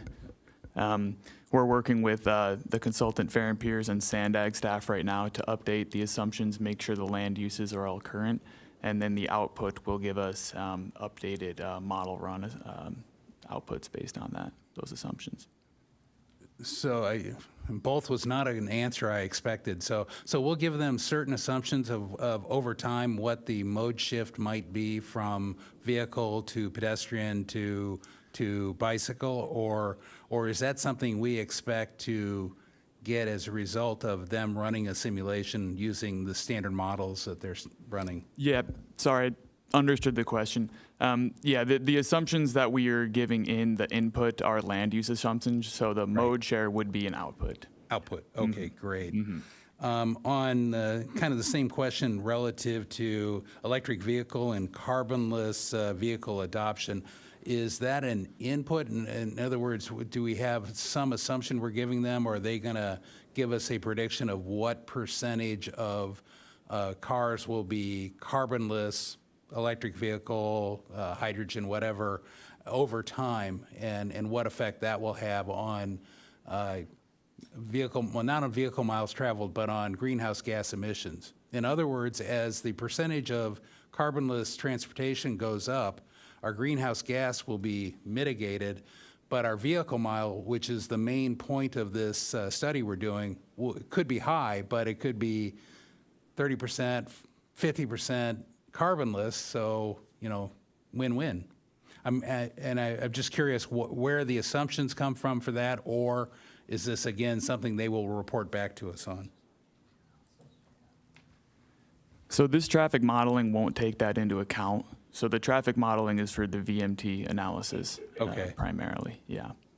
That could be a separate study undertaken by the CAP. And then just a couple more questions. The base year of 2016, but our CAP base year is 2012. Is there a reason for the difference? I would think we would want to use a base year of the same year that our climate action plan was using, so we're comparing apples to apples in our estimates. We want to use the most recent baseline year available to us. And this traffic modeling is meant to support 3 projects, not just the CAP, but also the mobility element update and the El Camino Real specific plan. So the 2016 baseline year is the most current baseline data that Sandag has available. Okay, and last question. I appreciate all these. This gives me a much better idea where we're going with this study. For the El Camino Real specific plan, what assumption is being used for the number of houses being built by the various target years? And I think at one point in the specific plan meetings, we were talking about 50% of the maximum. What assumption is being used as an input to this from a traffic modeling standpoint? Yeah, thank you, Councilmember Ehlers. I don't have the exact number off the top of my head, but it's around 3,000 housing units. Okay. For the El Camino Real Okay. specific plan. And if there are no other questions, I'll move approval of item 8G as in George. I would second that, or whomever, but I would comment that it's very frustrating situation at Sandag. The circulation element has dragged on because of their inability to provide us this information. It's one of the things that they normally would be doing. No issue. In fact, I think everybody in the room here is here related to a circulation element or circulation issue, whether it's in their neighborhood or on a major road in our city, and having empirical evidence and data to have conversations about circulation is really critical. So I look forward to advancing this study and getting the information available for policy decisions to be made and real projects to develop. So thank you.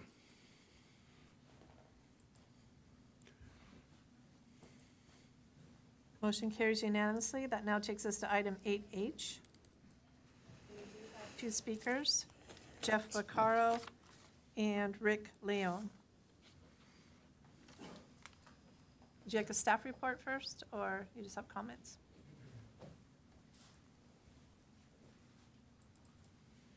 We'll do a quick staff report. Two speakers? The city clerk is asking if you need a staff report, or would you like to just make your comments? I can just make my comment. Okay. Mayor Kranz and council members, my name is Jeff Vaccaro. I'm honored to speak to you today as a member of the Levenheim Town Council. As you know, our council is nonpartisan, nonprofit organization committed to serving our Levenheim community. I would like to bring an issue grappling us at agenda item 8H, the Rancho Santa Fe Road restriping. As you may recall, we sponsored the Rancho Santa Fe Task Force with past council member Joe Mosca. The task force met multiple times, and after much deliberation and community input, there were 3 priorities that the task force arrived at: to improve the peak hour traffic flow, to increase our safety along the corridor, and to maintain our community character. Unfortunately, the striping plan contradicts all 3 of these priorities. As a result, our town council recommends that this council reject the agenda item and restart the Rancho Santa Fe Task Force. We would like the council to understand the community consensus and make necessary adjustments. Once again, the Levenheim Town Council is willing to co-sponsor the task force. We are committed to finding a solution that is in the best interest of our community, and we're confident you do as well. Together, we can work towards a plan that will meet the needs of everyone in our community. In conclusion, the council should deny the restriping plan as written and direct staff to re-engage the community to build consensus. Thank you for your time. Rick Leon?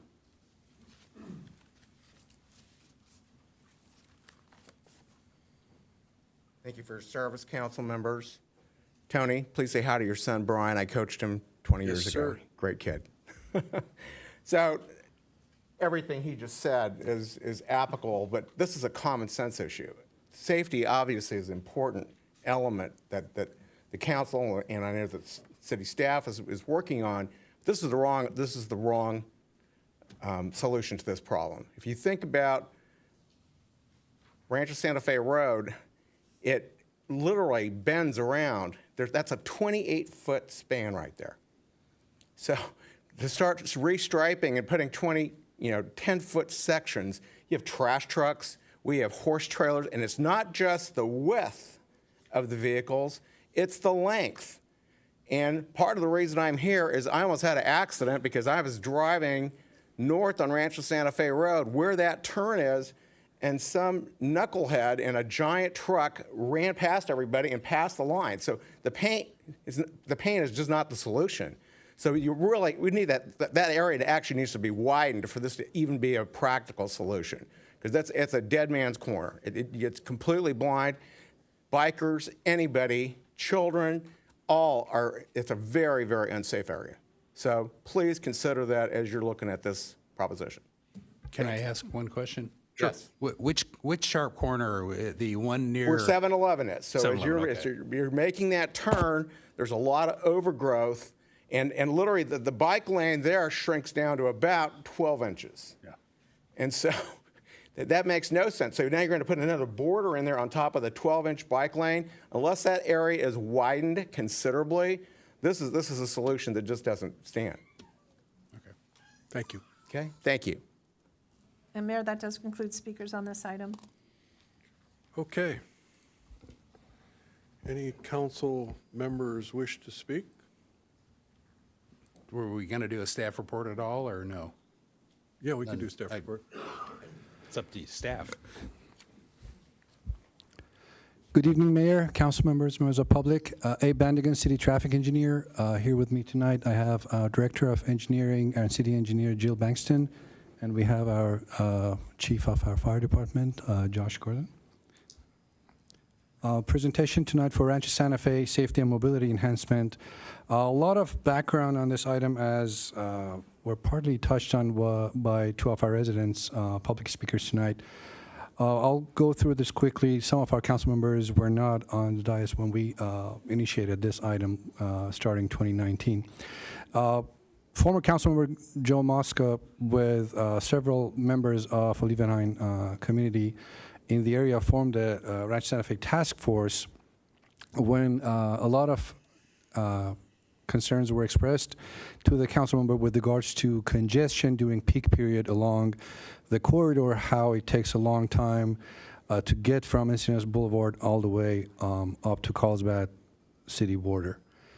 City Council in September of 2019, there were a council member initiated item. Councilmember Mosca requested council support in contributing $50,000 toward analysis of the corridor to find out reasons for this congestion and how we can create relief, improving mobility, making the roadway operate more efficiently and with minimal delay. In December, council approved a scope of work, hiring a consultant, contributing $50,000 to study the corridor. At that point, the goals of the corridor was for staff to work with the task force and provide direction to the consultant to evaluate the corridor again to enhance mobility, improve travel time, minimize delay. During the meetings, we had multiple meetings with Councilmember Mosca and the task force. The majority of the concerns and the input and feedback that we were receiving from the task force was improving safety versus the original trigger of this study that was enhancing mobility. There were requests about lowering speed limit. There were requests for addition of traffic circles, neighborhood roundabouts. There were requests for additional crosswalks. There were requests for a lot of safety enhancement factors. The consultant, because of the fact that the scope was approved by council at that time, initially focused on mobility enhancement. They evaluated the stop signs that were there, noticed a few of them were not warranted, initiated in their report that these stop signs have to go to improve traffic flow. There were recommendations for 2 traffic signals at El Camino del Norte and Lone Jack. Those were all rejected by the task force because of the concerns of community character, because of the potential benefits that was the reason where these stop signs were put in to begin with.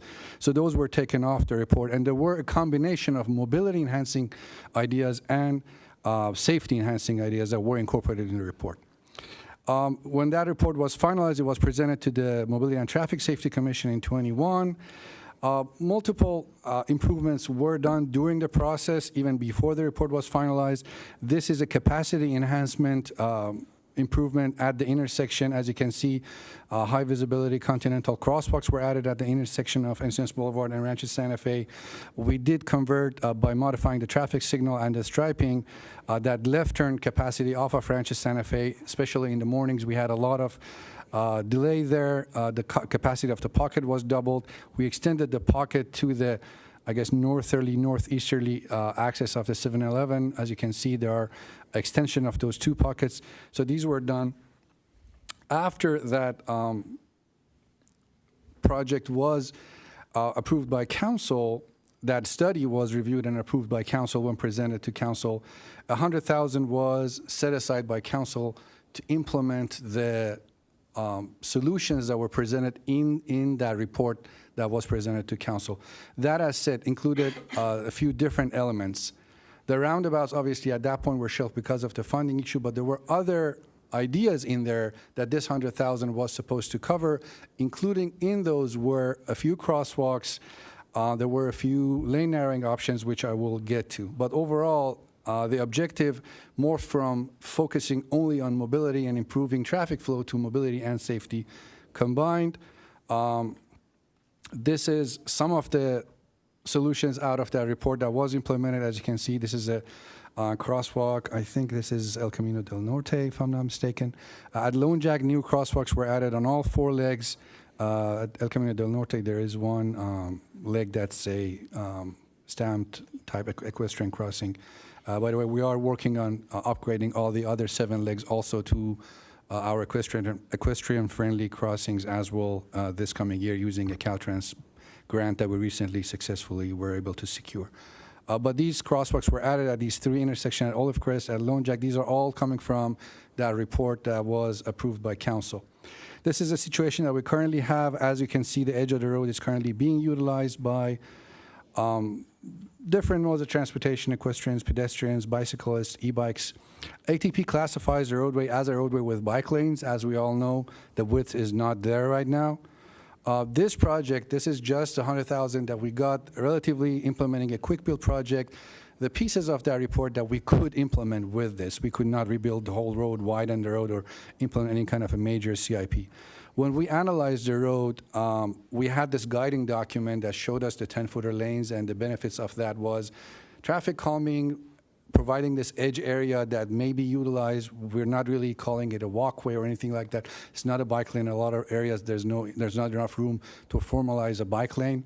North of Catalina, Cali-Santa Catalina, between Cali-Santa Catalina and Carlsbad, there was enough room to include a bike lane, which we did. South of that, between Encinitas Boulevard and Cali, which is around Olive Crest, that's where there wasn't enough room, so we only had to introduce the edge line and create the shoulder area. So we checked the available pavement width that we had. We checked which areas we already had a unofficial, informal type of walkway on the edge of the road, or we didn't. That affected, like in this picture, as you can see, there is a informal walkway on the edge of the road. So these affected our design, the geometry of the road, curvature of the road affected, and what we anticipated would use the roadway. So this is a sample of one of the sheets of the striping plan that you've seen. We introduced edge line to create a shoulder area, narrow down the lanes to 10. As I said, bike lanes north of Cali-Santa Catalina. We're not introducing any physical barrier, any kind of vertical or horizontal deflection. There's no physical traffic calming introduced here. And this design was presented to Mobility Commission in February. The only difference this design has with the original version was in the consultant's design, because of the potential for the trail to be added on the east side of the road in the future, the majority of the width of the shoulder was given to the west side. Commission's idea was, because we don't know when and how this trail on the east side will be completed and how soon, for now, let's just equalize the space of the shoulder on the both sides and do not contribute most of the available width to the west side. And that's what we did, and that's the plan that council has right now. These 3 colors shows, depending on the geometry of the road and different widths that we had, how the road will look like. We have 10-footer lanes on all of them, but as you can see, the further north we go, the road opens up a little bit more, and we have the opportunity to have a bike lane on the last yellow segment.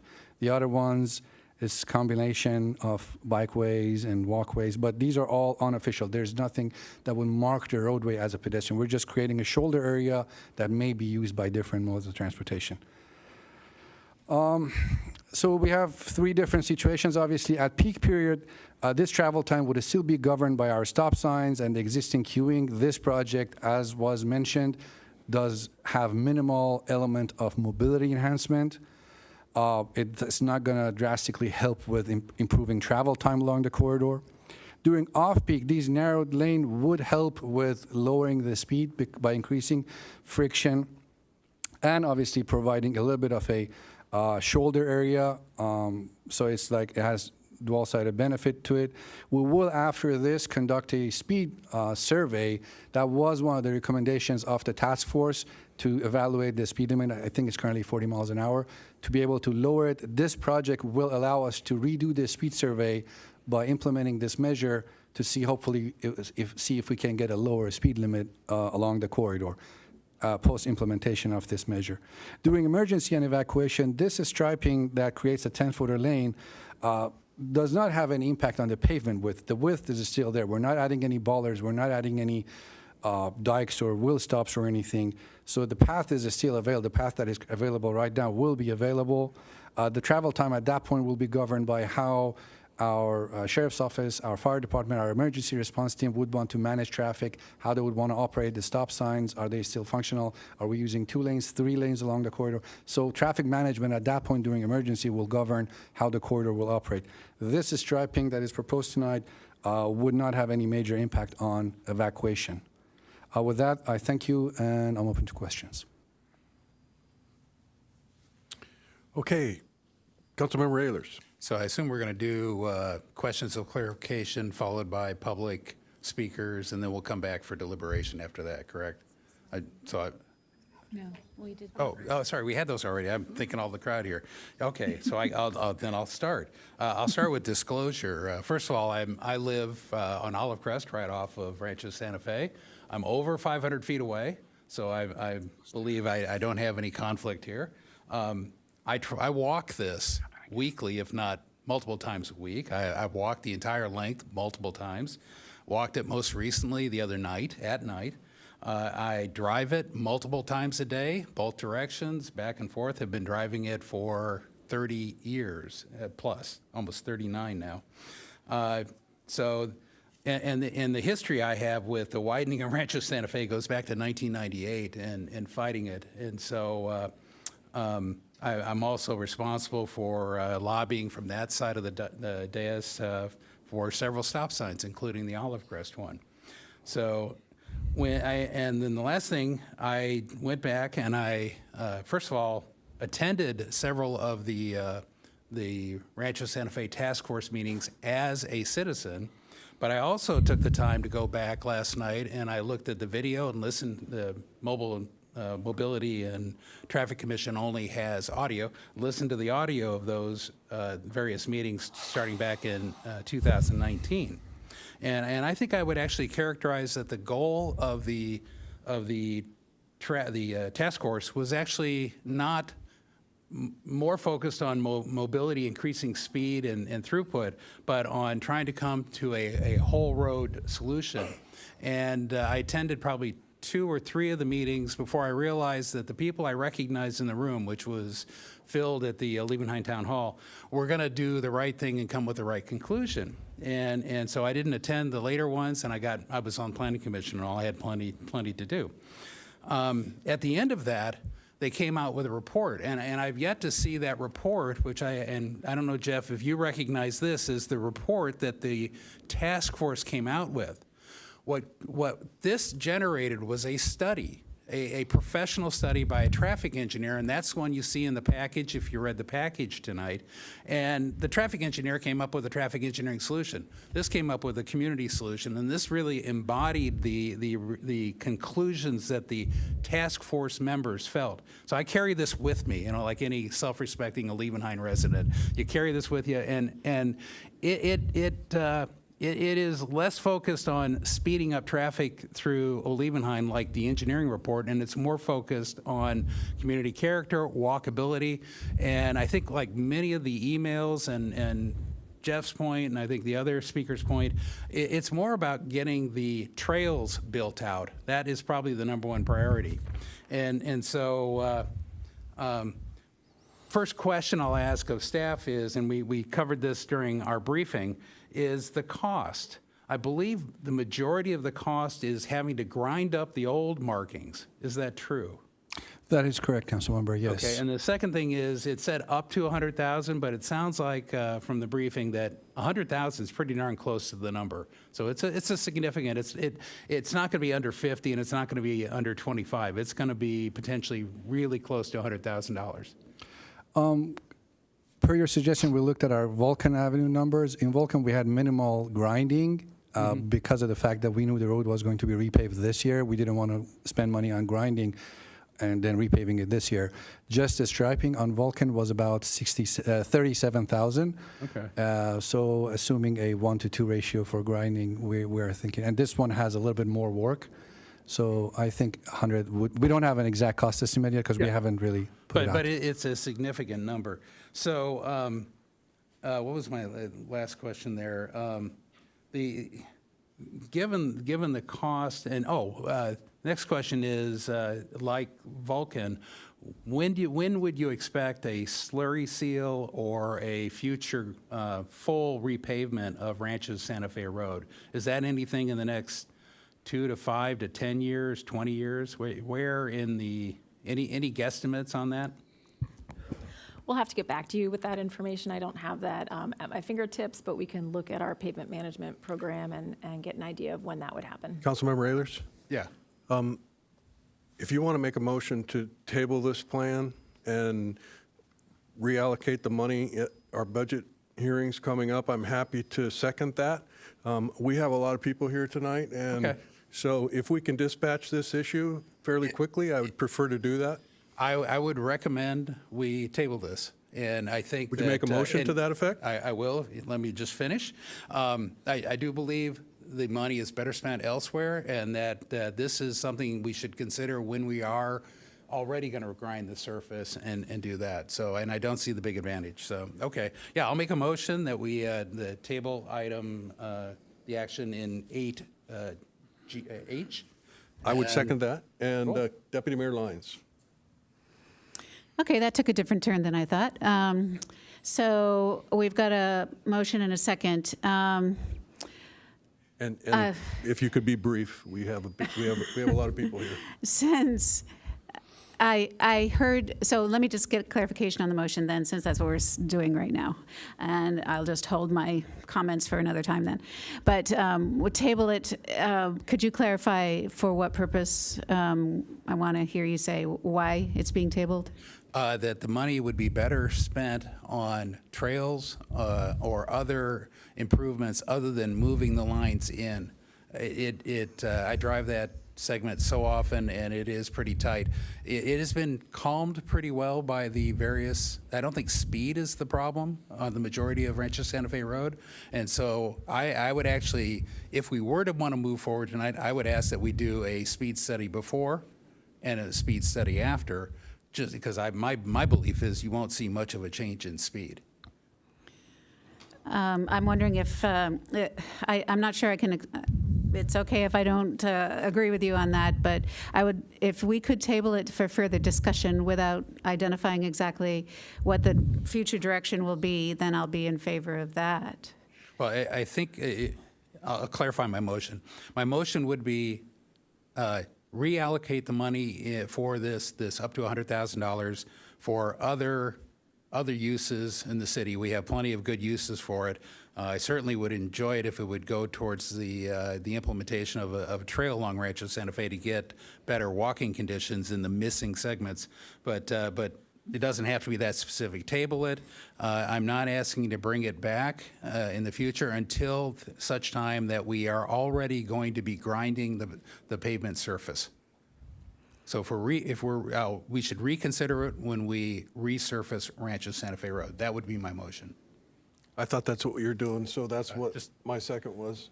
Yep, so the motion that I have, just so I'm clear, is to table the item and reallocate the funding to other uses in the city. Yes, and it will be a conversation we have at our next budget hearing about what to do with the 100,000. Yeah, basically. Put it back in the kitty, so to speak. And Thank you for the clarification. And I support finding something in Olivenhain if it's going to be able to be used right away, so. Yep. But that's for another conversation. Councilmember Hensy. I'll keep it brief, but I just wanted to get it on the record that I do support striping as a measure to calm traffic and to lower speeds, and I'm grateful for you having brought this forward. I do also support Councilmember Ehlers in supporting what the community is asking for. I think when we do go forward with traffic calming and quick build, that we should have some members of that community who need to use that road every day to be in support of it. And so for that reason, I will be supporting the motion tonight, but I do want to commend our staff for coming up with ideas to do things very quickly. This is a really inexpensive way to build a flexible use path. And I know that my neighborhood has benefited from a restriping program where we brought the speed down from 25 to 20, and it's made it a lot more safe and comfortable for people to move around in modes outside of their cars. So I just wanted to get that on the record. Thank you. And I agree with you. Lane narrowing has improved many parts of town, including Vulcan. I think one of the things that sealed it for me was the email we got from Suzanne Klausenstock today with a illustration of horse trailers and their width. And given that Olivenhain is our rural part of our community and plenty of horses, I think that maybe the 10-foot width is a little too narrow. But I'm not second-guessing these plans, and I'm not second-guessing what was done as a result of the task force. But these plans that you've created, they'll be useful in the future as a starting point for whatever it is that we do the next time that street is slurry sealed. So with that, if we could call a question, please. Did you want to say something? Motion carries unanimously. Okay, thank you. And if we done with the consent calendar, that takes us to item 10A, which is a public hearing on the Wales Drive, Crest Drive connection. And our contact person tonight is Engineer 2 Stryker. Thanks, Chief Gordon. I know you were here to talk about safety and these proposed changes. I appreciate you being here for that. I'm sorry we didn't get that far. Oh, here for the next one too. You're just staying there. You really? Yeah. Okay. Yeah. Maybe he was here for the next one and not the previous one. Oh, okay.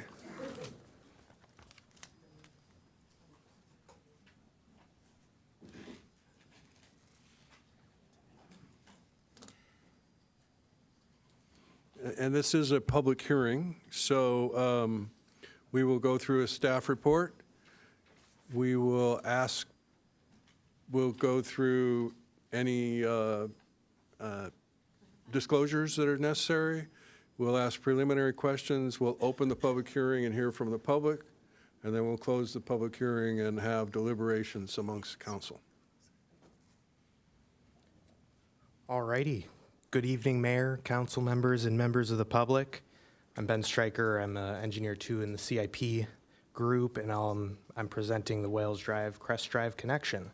I'd like to point out that this presentation and the agenda report is a coordinated effort between traffic, engineering, and the fire department to try to incorporate all of the history of the area and propose a few alternatives for consideration.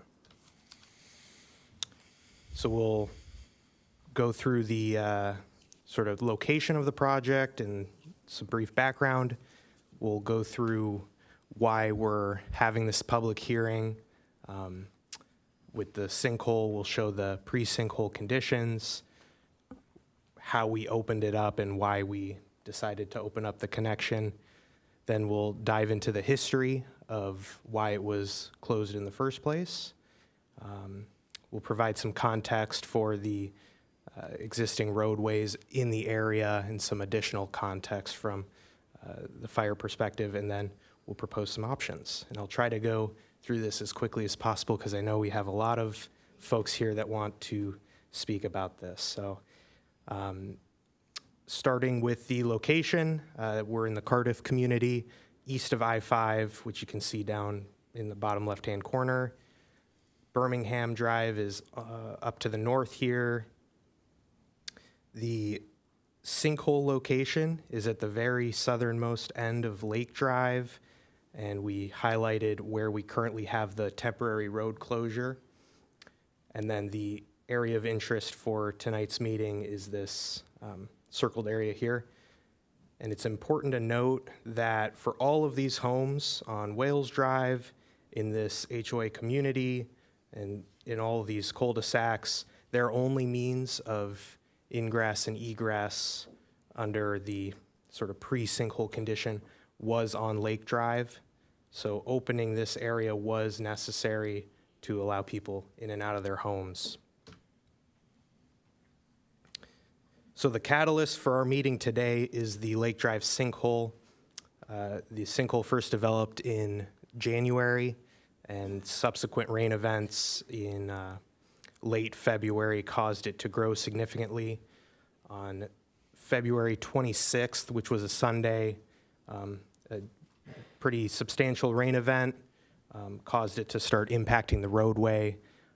City staff responded on scene and deemed the road should be closed in the interest of public safety as we started encroaching into the travel lane there.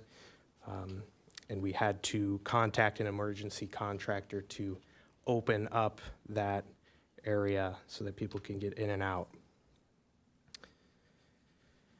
So this is what the area of interest looks like before the sinkhole, and as you can see, we have crash barriers installed both on the northeast and southwest sides. And then the area in between is heavily vegetated, but both of the sidewalks on either side are open for pedestrian traffic. And as you could imagine, when we made the decision to close Lake and open this up, it did take quite a long time. It took roughly 10 hours overnight to open this up and install a temporary road connection.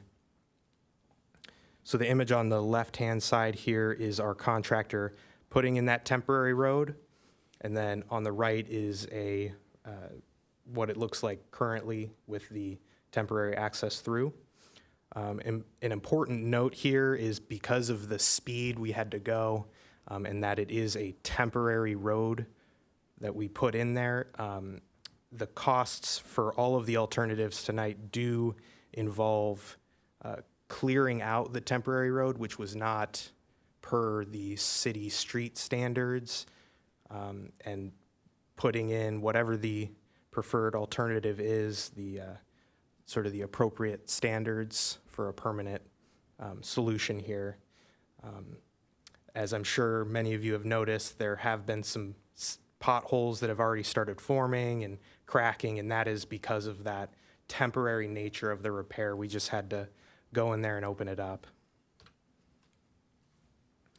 And then just very briefly, an update on the sinkhole. Work is progressing. We have installed all of the pipe for the alignment, and now we're moving towards backfill. So putting the dirt back on top of the pipe. We still have one more structure that needs to be installed, which is forming and concrete work.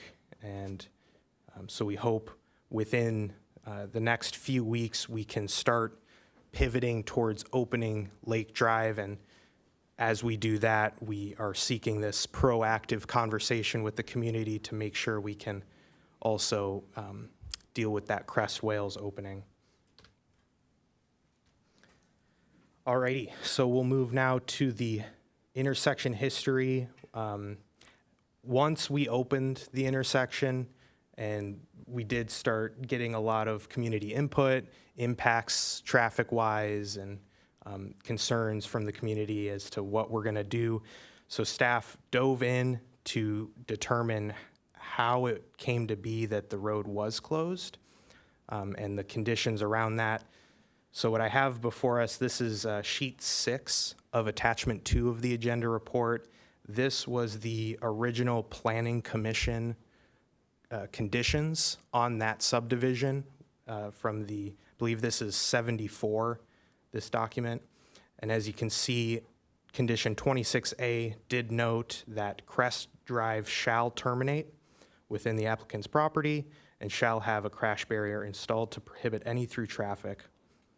And then moving forward, they built that subdivision, and this is sheet 14 of attachment 3. This is the as-built drawing, which was signed in '79. This is the document that is certified by at the time it was the county, and shows exactly what was installed when construction finished. And as you can see, we do show guard fences on either side of this connection point. It was labeled emergency access, and they do have the details of what used to be out there, those crash barriers. Over the years, with that area closed off, at one point there was a volleyball court in that area. Then at some point it got landscaped and vegetation went in, which brought us to our pre-sinkhole conditions. Okay, so some existing conditions on the adjacent roadways. This is showcasing the difference between Lake Drive and Crest Drive. These are the two major north-south roads that are the potential options that a driver could take to get up to Birmingham or down back to their homes. So on the left, we have Lake Drive. This is a 60-foot wide road with roughly 38 feet of pavement. We have full curb gutter sidewalk along the whole roadway, and there's roughly 15 driveway openings. And then on the right, we have Crest Drive, a narrower road. There's 50 feet of right-of-way and only about 24 feet of pavement. Limited, if any, curb gutter and sidewalk along the road, and then about 3 times as many driveway openings. So between the two, someone who had the decision one way or the other, if you're going through traffic, Lake Drive would be looked at as the more preferential. It's got the higher speed limit, it's got the wider lanes, and there's less potential obstacles with all those driveway openings. And then lastly, we felt it was critical to bring up the fire hazard of the area. Most of the homes that are impacted by the only Lake Drive ingress egress are in the very high fire hazard zone. So when we started taking in all this community input and thinking about potential options of how to finalize that opening, you know, whatever option we do, we wanted to clear those options with the fire department. So we're only presenting options that the fire department deem appropriate for the area, given all that context. Okay, we got a handful of slides left. So option 1 is a remote emergency gate. This would cost roughly $100,000. We have here a potential cross-section image of what this could look like, where we would keep the sidewalks open. We would also provide a space on either end of the asphalt where bike traffic could go through this connection without needing to hop up onto the sidewalk. And then we have a little over 20-foot wide gate. Considerations with this option, it would be consistent with the original map conditions. So there would not be an additional council action to install this gate. It would maintain the pre-sinkhole vehicular traffic patterns, and it would provide a much quicker emergency ingress egress through that area in the event of an emergency. It's our understanding the way that these gates would work, there's a remote control that the fire department would be able to activate remotely, not being on site, but there would also be a key so that they could be on site and open it. And then option number 2 would involve a permanent opening of that roadway. The key considerations with this alternative would be that it provides additional pathfinding for residents to choose the most efficient route for wherever they're going or coming from. It would require additional traffic analysis as we're converting a dead end and a T intersection into a 4-way intersection. That could also lead to CEQA analysis, and depending on the traffic findings, it may warrant additional traffic control or traffic calming measures. And then finally, because this alternative does not meet the original conditions of that subdivision, it would require a resolution from council amending that, the final map from the 70s. And we have a cost estimate here of $120,000. There are a lot more soft costs associated with this, with the analysis needed, and accounts for the potential controls or calming measures that may need to be implemented depending on the analysis. Okay, so that brings us to our recommended actions. So we would like to host this public hearing. There's a lot of opinions from the community. We want to make sure we hear from everyone and we implement what is best for the community. We want direction from council to hopefully choose one of these options in order to implement once we get Lake Drive reopened. And then finally, depending on the option, adopting city council resolution that is attached in the agenda report to fund the costs of the selected options. And we are happy to hear from everyone. Okay, as outlined previously, we are conducting a public hearing, so with that, we will have council member disclosure. Nothing to disclose. Nothing. Nothing to disclose. Nothing to disclose. And I have nothing to disclose. So now we go to preliminary questions from council, and it looks like Councilmember Hensy is up. Yeah, just one question. So you mentioned additional soft costs that would be associated with option 2. Did you estimate those soft costs within that $120,000 estimate? That's correct. Sorry, Okay, I should that's have total. clarified that. That's all Yep. right. No problem. Thank you. Thank you. A couple questions associated with the closed option with the gate. Are there other options other than the gate that's shown? I got that feeling from how you presented it, is that this is an example, but there's other options than that gate that's shown in the exhibit for remote control, open, closed gates? Certainly. We're having some issues with the microphone. So yes, the cross section here is what we would expect. I mean, for the bike width, we can change that slightly. And Chief Gordon, correct me if I'm wrong, the gate is not it's the equipment on the gate. So we could choose a gate of really any width. Is that right? Correct, yeah. So our goal is obviously to be able to have that ingress and egress for the community and for the emergency responders. So like was mentioned before, as long as we have an Opticom, which is the light that changes the lights out there that you drive through, right? So it'll open the gate for us if a fire engine shows up. We have an app that we can use to open the gate, as well as a Knox key that in case none of that works, we can get in there, use a key, and still open it.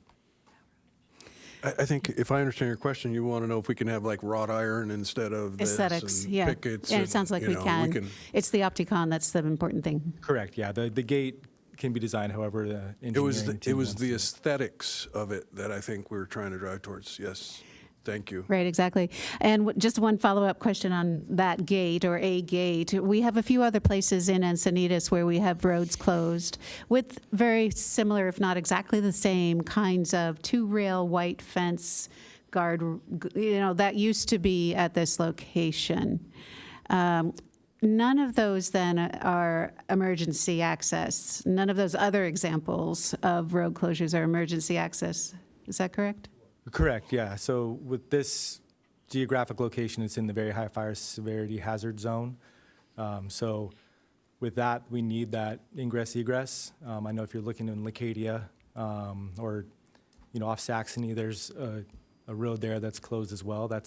We have options to go around and respond to those areas in the response time standard that we have.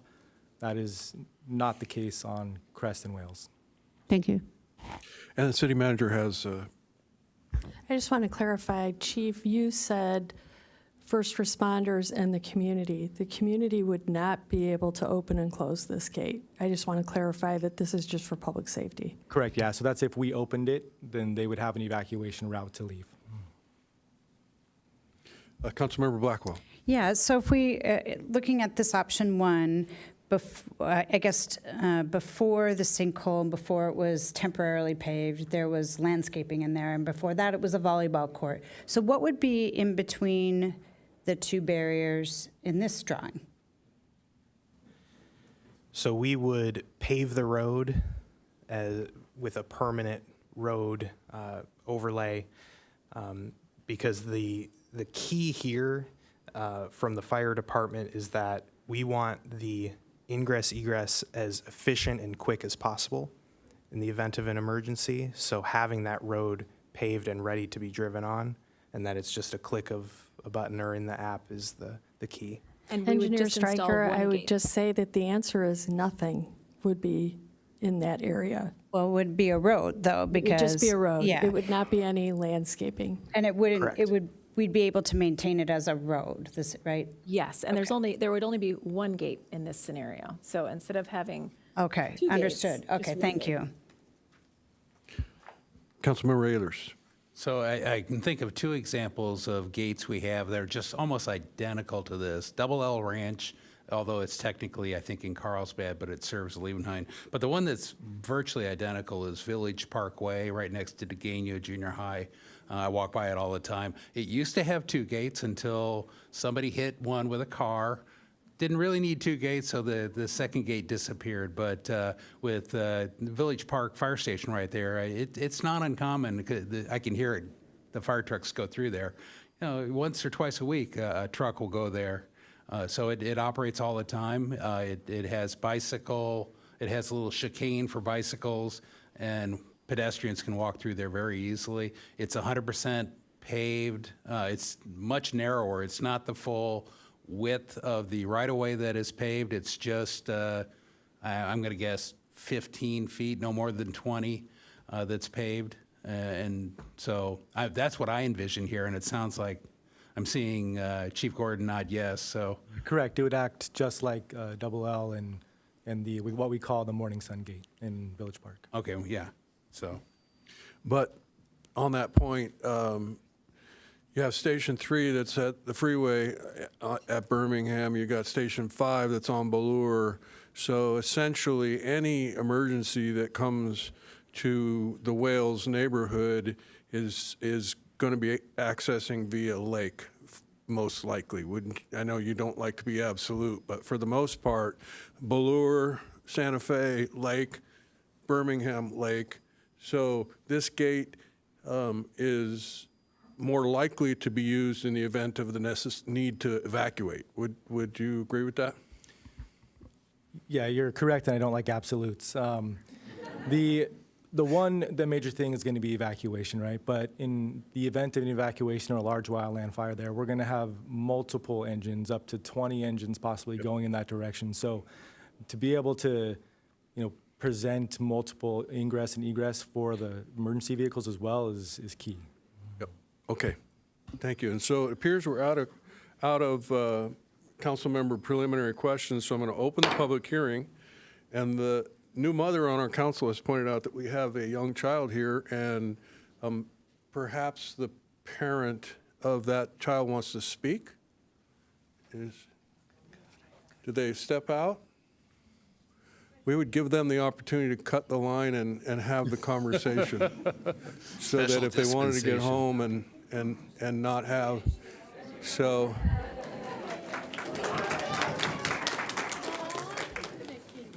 Looks a lot like Lakey. Hi, my name is Sarah Swiss. I am a resident on Crest, living at 1934. And this is my daughter, Hartley, who is 5 months old and also the newest resident of our neighborhood.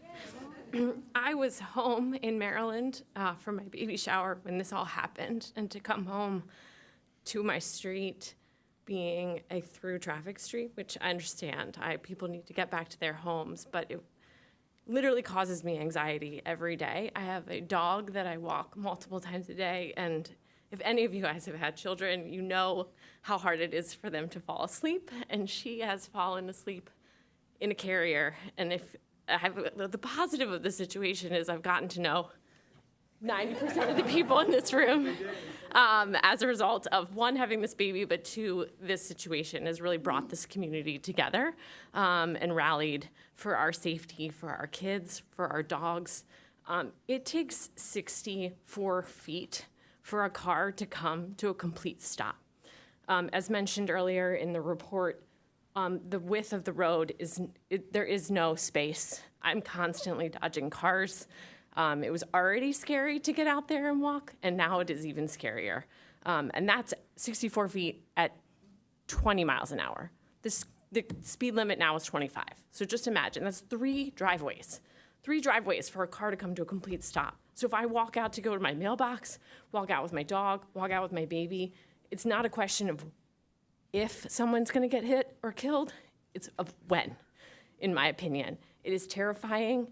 I would love to just get this gate in as soon as possible so that we can all go back and enjoy our community as a walking and running and peaceful place to get outside. So thank you for your time.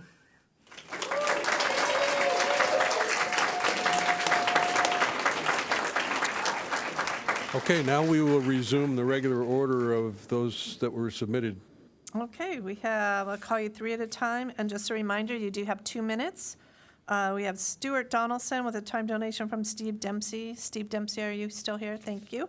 Followed by Elizabeth Gilpin, and then Olaf Wagner.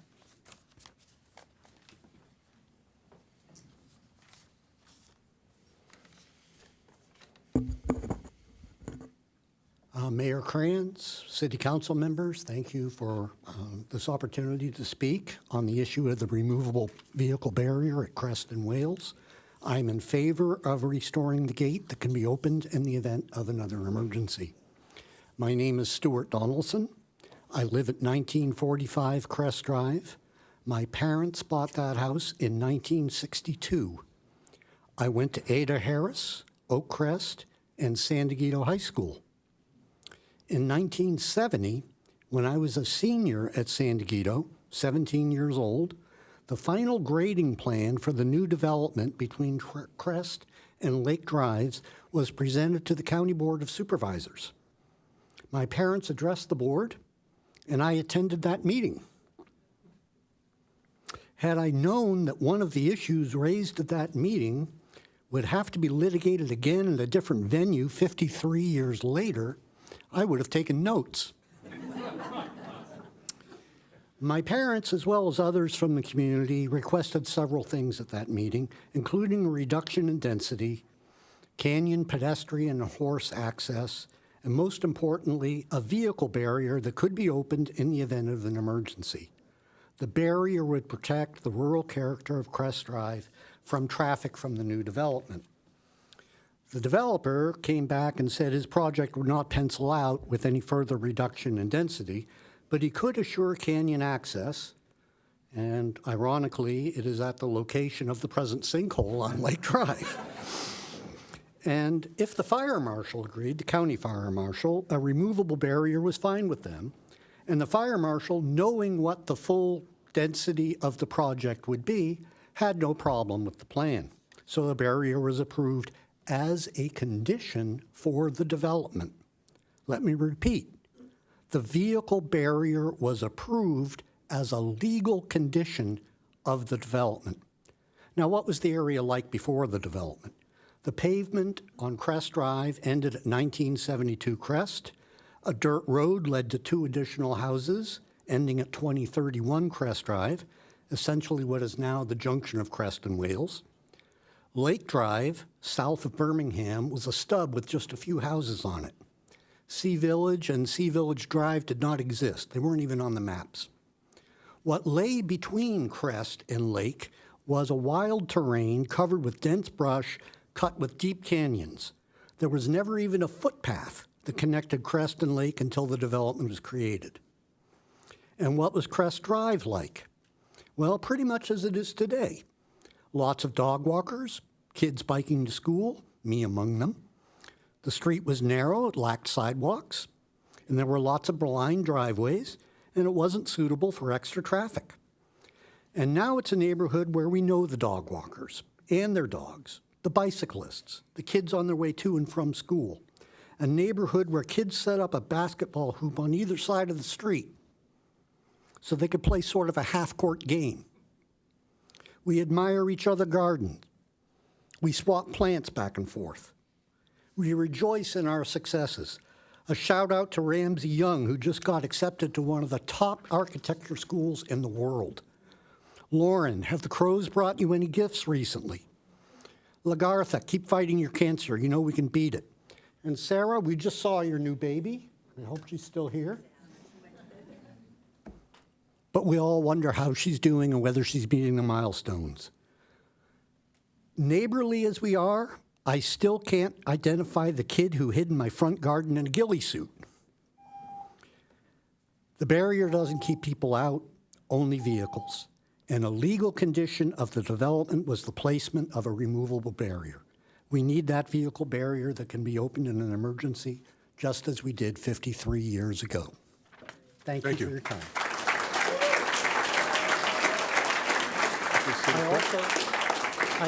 I have some letters from people who could not attend the meeting on such short notice. Give it to that city clerk. Thank you.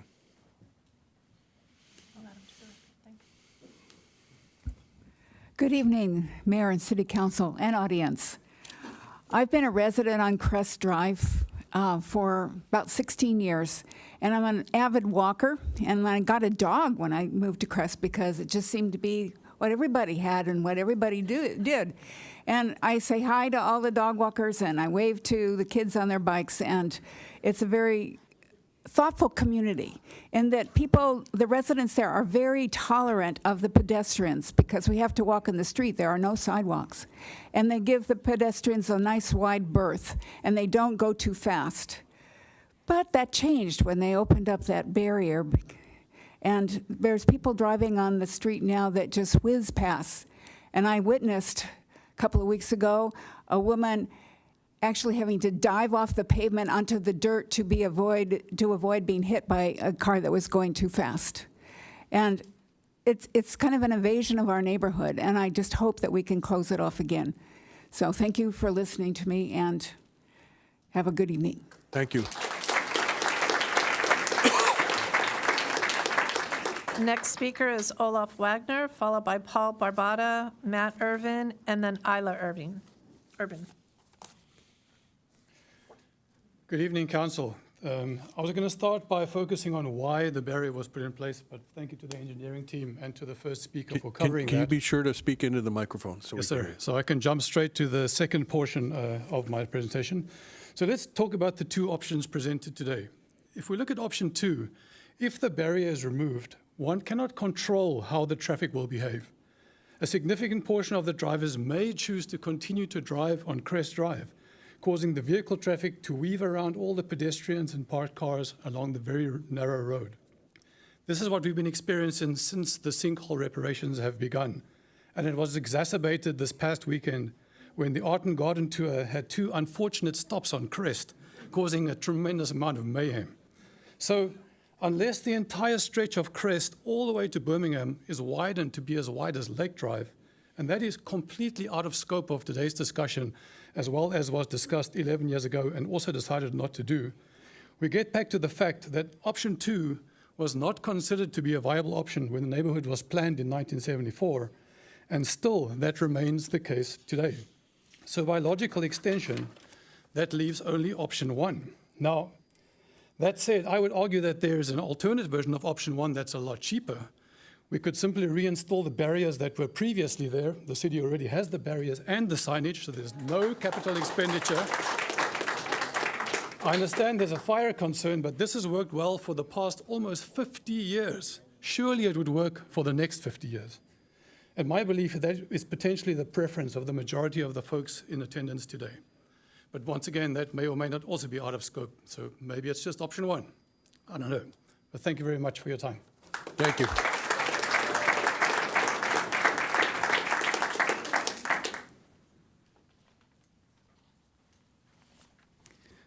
Thank you, council members.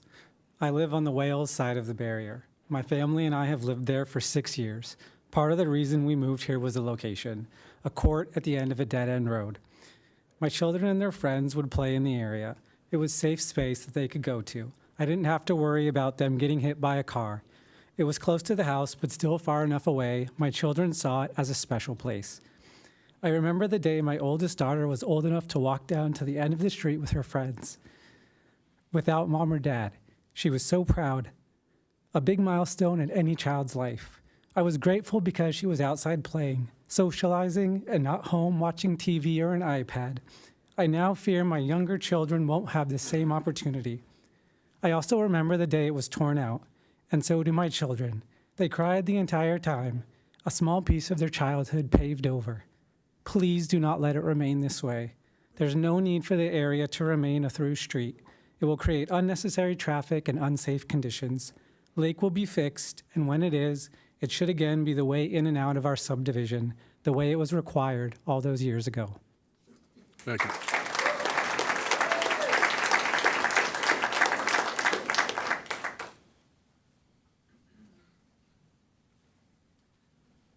Mayor Krantz, City Council, I appreciate your time today. I'll keep it relatively brief. I'm Matt Irvin, resident of Este Vista Court, which is very close to the proposed area. I'm also a father of two children, two young children, and this area really means a lot to us from a community engagement perspective. When we moved into the area, we really were able to meet a lot of our neighbors on the street. Our kids engage with other kids on the street. It's a huge area for young children now, which I don't believe it was, say, 10 years ago, as much as it is these days. And I'm just here on behalf of all the concerned parents for the safety of our children sitting playing on the streets, and urge you to accept option 1 or something along those lines to protect our children. Thank you. Thank you.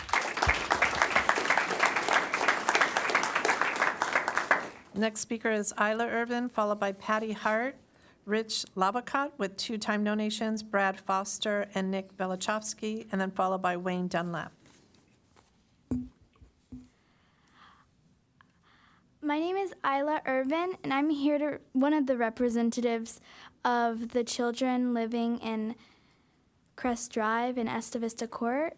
Not many people have actually stopped and thought, well, most of them have, but some of the kids, it's just, we can't play outside in our neighborhood, but that was a big part of half of the people who moved here, and I'm scared. I'm scared that a car will run over my dog, and I'm scared that one of my friends will get involved in a car crash, and I agree with Sarah, who spoke earlier. It's not a question of if someone's going to get injured, it's when. Please, please close the dead end. All the children are counting on you.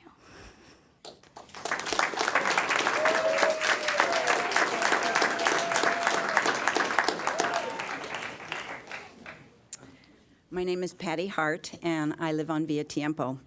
I think we all agree that this sinkhole has caused a major problem in our area. As a result of it, we understand the need to reopen the Crest Wales roads. When the street was opened, we contacted the city and received a timely response from Amanda Baratow, I believe is how you pronounce it, the traffic program coordinator. She stated that, quote, "The barrier at the Wales Via Tiempo has been opened to allow temporary access only due to the emergency repairs needed near this location," end quote. The signs put out by the city also stated that this was a temporary situation. On March 29th, I sent an email to each city council member. Deputy Mayor Lines responded to my email within 24 hours, and I very much appreciate that. She stated, and I quote, "Thank you for your comments. The city has no intention of keeping that access open after Lake is reopened permanently," unquote. We, my husband and I, would like to state that we want the streets to remain closed once again. We've lived at 2108 Via Tiempo in Cardiff for over 32 years. In addition to all the wonderful opportunities that Cardiff and Encinitas offered, we were excited to buy a home on a street that was quiet and had little traffic. One of the main attractions about Via Tiempo was that the Wales Drive did not go through to Crest Drive. We also are avid walkers along Crest Drive and now walk very, very carefully. Children, as you know, play in front of their homes, and many people from other areas of Encinitas and Cardiff come and walk along this lovely street. Crest Drive is very narrow, and when the residents who live there park their cars in front of their homes, it becomes a one-lane street. In addition, since this section of the road has been opened, we've noticed that many people driving in the area are not paying attention to the speed limit, nor are they stopping at the stop signs. Thank you for your time.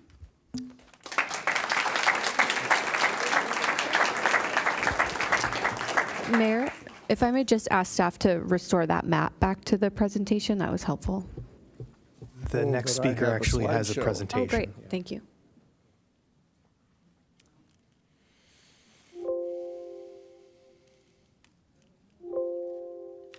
That's where we started. Early Sunday morning, I happened to be out on a walk. And this is work in progress. This is Lake Drive, and it's been talked about. Yeah, everyone hear me all right? Yeah. It's been talked about, certainly, about the width of the street and the traffic on the street, et cetera. And this thing has sidewalks, and cars are passing easily. Oh. Sidewalks, wide road. Crest Drive. This is an interesting slide because here is the extension of Wales with sidewalks, which has been alluded to, and here is the beginning of Crest. And you can see how it's being used in a nice early part of the day. Narrow road, no sidewalks.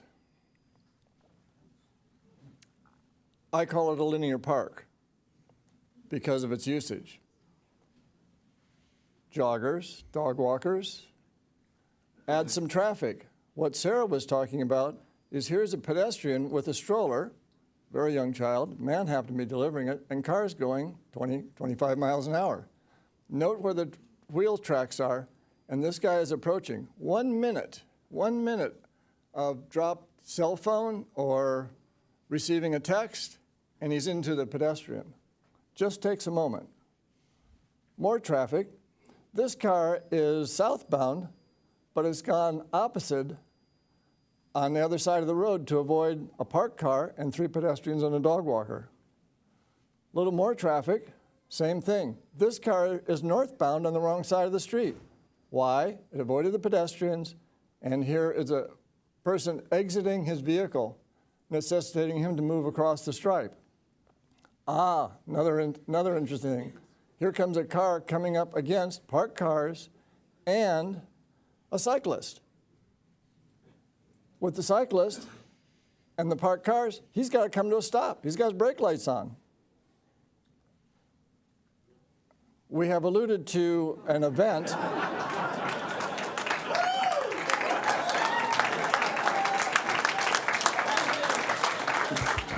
You're pretty good with Photoshop there. This is a real picture, huh? You're pretty good with Photoshop there, yeah. Yeah, okay.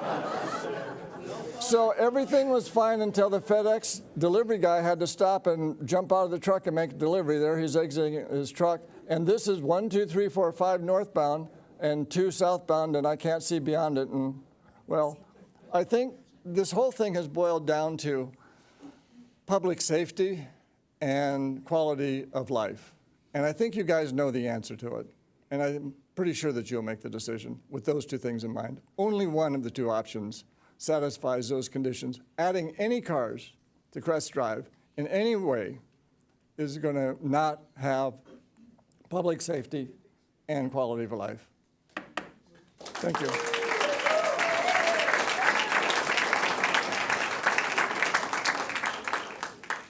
Next speaker. Go ahead. Wayne Dunlap, followed by Patricia Dunlap, then Agnes, I think it's Gersi or Gerald. She's not going to speak? Okay. Then followed by Boone Hellman. First of all, I'd like to thank you for your service.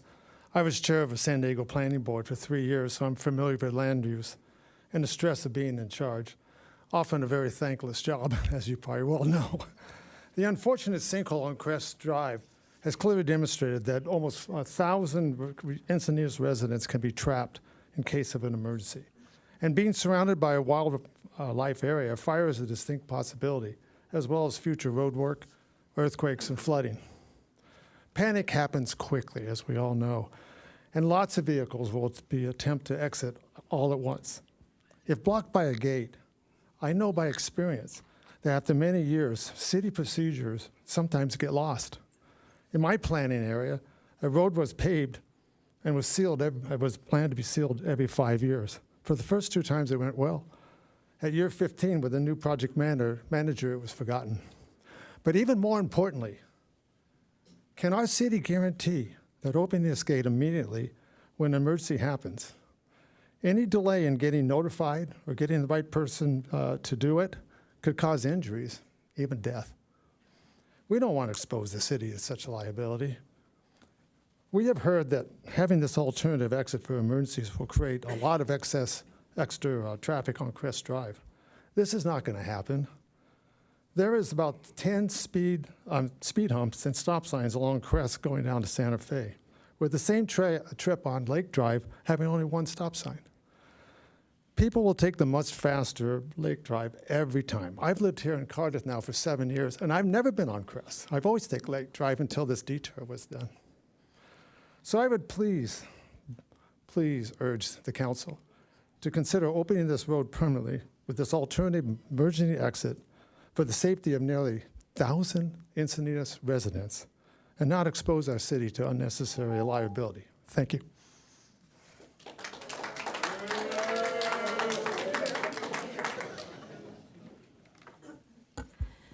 Hello, my name is Patricia Dunlap, and I'd like to ask a question.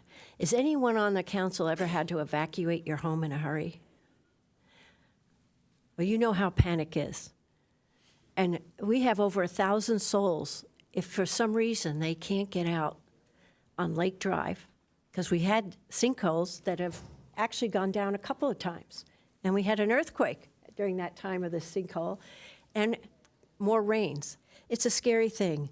I lived in Scripps Ranch, and we had 2 people die that couldn't get out.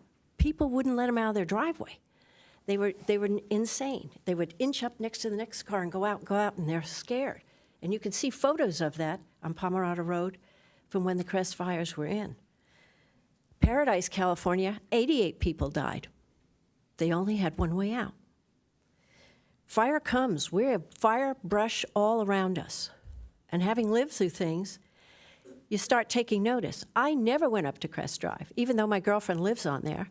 I actually go down to Delmar Heights and go over to her house.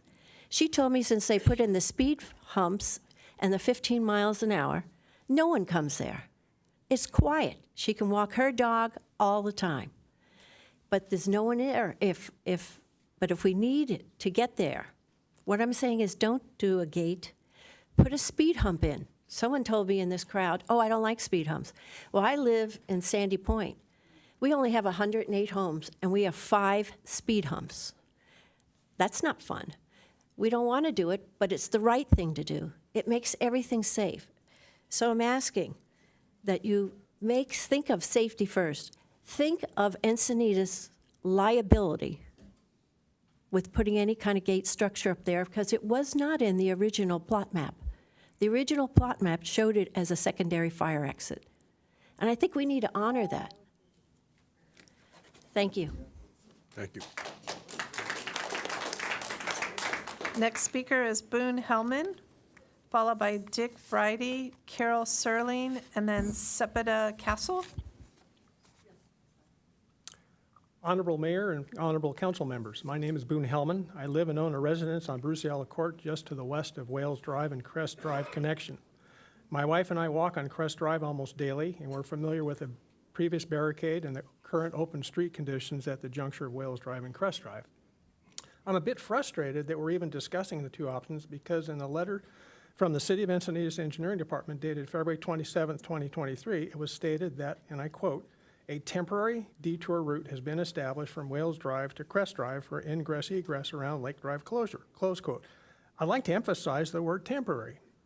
The word temporary in the context of the letter would indicate that the closure of Wales Drive and Crest Drive juncture would be restored. Simple as that. Now the council's considering the option of an open connection permanently. As you know, in 1976, the county approved the tentative map, and the condition was that Crest Drive should terminate at the applicant's property and shall have a crash barrier installed to prohibit any through traffic. Option 2, to retain the open connection permanently, is an extremely bad idea. Crest Drive is a particularly narrow rural road that is barely adequate to accommodate 2 opposite passing vehicles without yielding. Add pedestrians into the mix and you have safety conflicts. At almost any time of day, you will encounter pedestrians walking on Crest Drive. Additionally, Crest Drive is not currently designed and built to handle the capacity of the through traffic safely. I also think the cost to implement option 2 are grossly underestimated, considering CEQA costs, traffic studies, road improvement costs, consultant costs, etc. Option 1 provides a rational and acceptable solution, particularly aesthetically considered. It provides the emergency access for which many in the area have had concerns. It also reinstates the barrier condition that has existed for nearly 50 years. I ask you to select option 1. Thank you very much.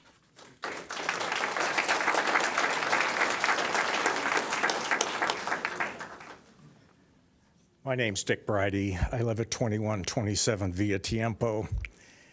And I'm not going to belabor the fact that option number 1 is probably the only reasonable decision that you can make tonight. One thing I want to talk about, and thank you, Mayor, and thank you, City Council, for getting a forum for all these passionate people who love our community. Our motto on the website is this community committed to excellence, focused on the community. And that's what we have. And that's why we're here. And we are hoping that you make the decision tonight to do option 1. Now, I'm going to finish up by saying out of every catastrophe, something good happens. The sinkhole was a catastrophe. The thing that came out of this, the good news, is that we are addressing a potential problem by putting in this fire gate. The captain is dead right. And we should listen to him. That's why we have our fire chief. Listen to him. He knows what he's doing. He's going to create a safe situation for everybody. We're going to have an exit opportunity in case something catastrophic happens, and we have the solution for it. Thank you.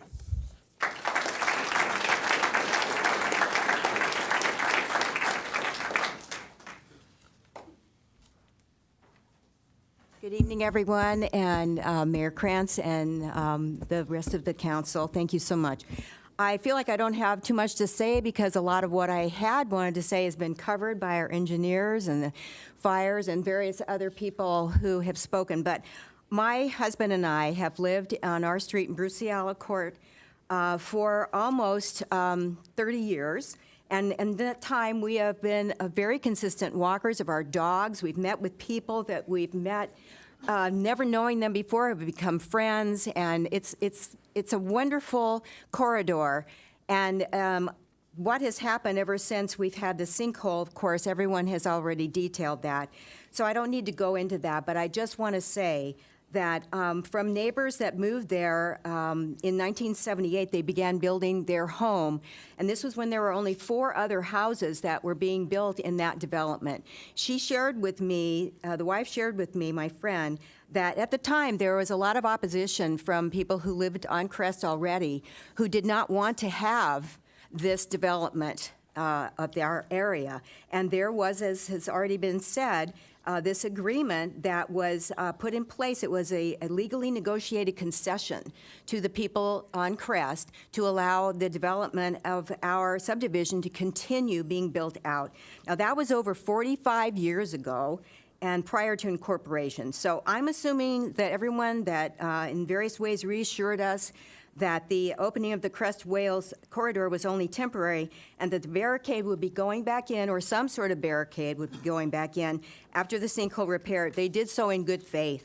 So therefore, I am strongly advocating for implementing option 1 as the preferred outcome once the sinkhole is repaired and traffic can resume on Lake Drive, thankfully. Installing the fire gate barricade means it can be opened. Obviously, they even said remotely in the event of an emergency need to have an alternate route. So please go for option 1. This solves the problem easily. Everyone can get out very quickly if necessary. And we haven't had a fire in, I don't know, over half a century. Thank you all. Bye-bye. Next speaker is, I believe it's Sepadia Castle, followed by Manzer Moseley, followed by Mike Gosling with a time donation from Sandra McIsaac. Hello, good evening. Thank you for having us. I wanted to give you another layer of what we're feeling in that community, and I am strongly advocating for option 1.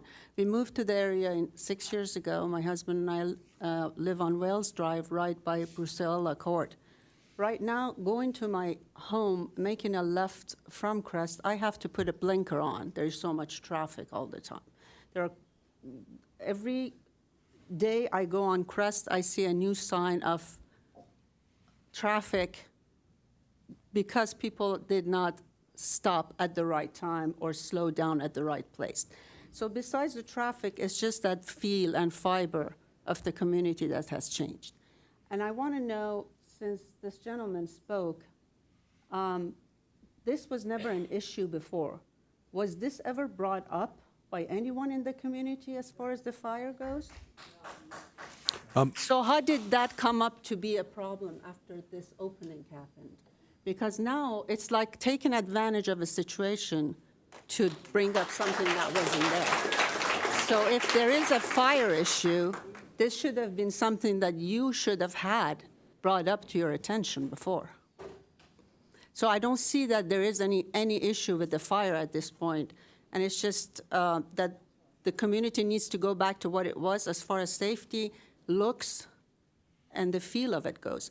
That little Ingress place felt like being in Yosemite. It was a beautiful area of vegetation, a beautiful pine tree. I don't know who even decided to just chop off the pine tree down. I mean, cars could have gone along the way. So this was just done quickly without any real look into what needs to be done. Understood that it had to have access for people to get in and out, but we really strongly advocate for the barricades to go back. Thank you.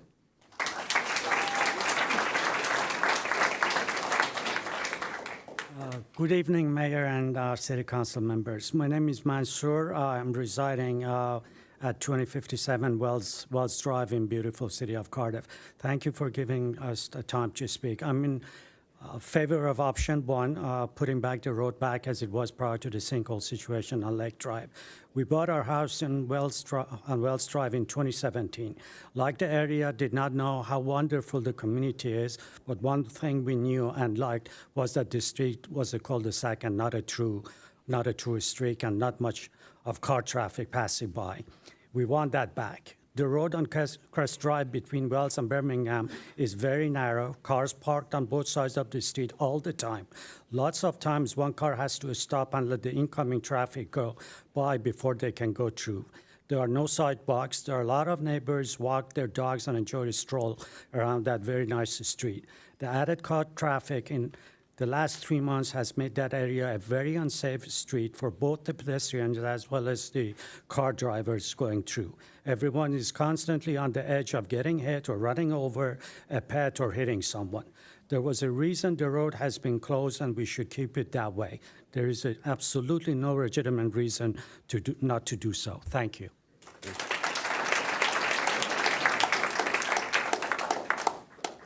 Hi, good evening. My name is Mike Gosling. I am in strong support of option one. You as council members are often asked to make tough decisions. This is not one of them. This is an easy decision. You get to have an easy decision tonight.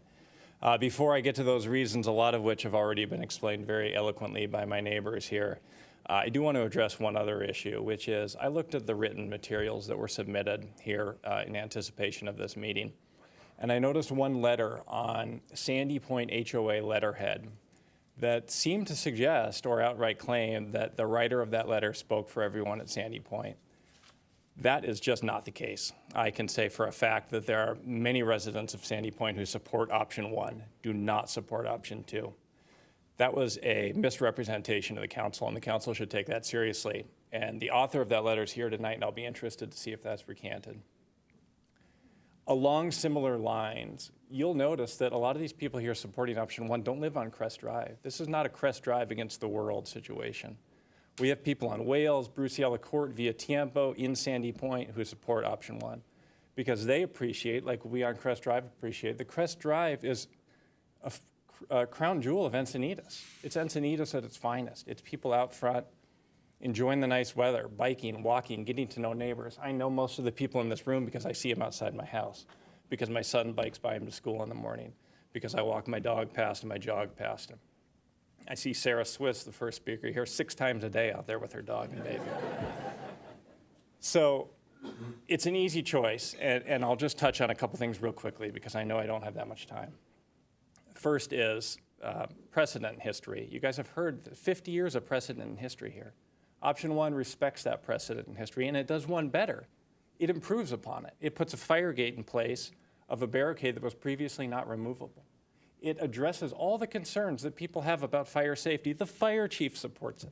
What more do you need to know? That should be the end of the story. Option 1 respects that precedent and improves upon it. Option 2 throws it away.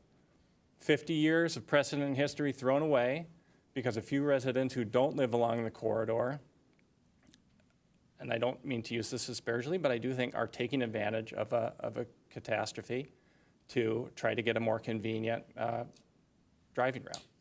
It doesn't respect the people who've lived on Crest 50 years. It doesn't respect the people who moved there in reliance on the fact that there was a barricade between Crest and Wales traffic.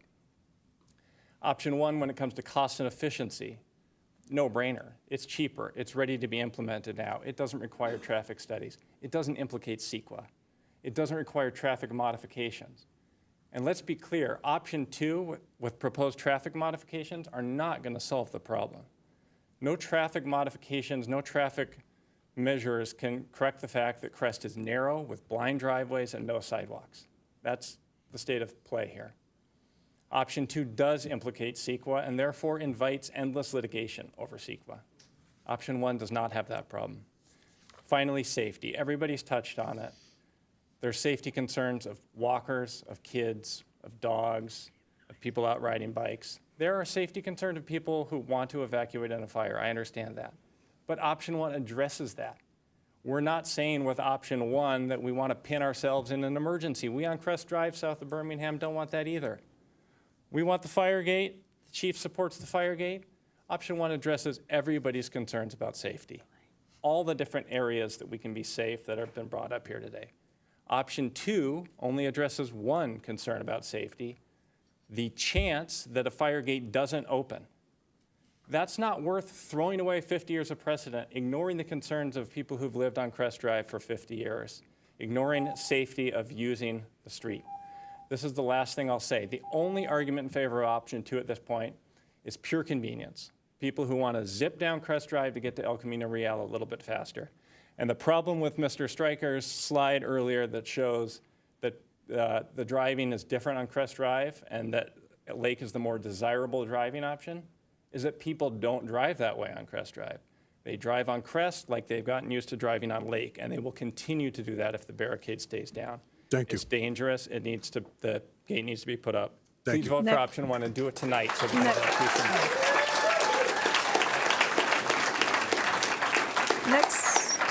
Next speaker is Greg Young, Charlene Thoring, Clinton, I'm not sure the last name, I'm sorry, I can't read that, and then Nicole Vandaloo.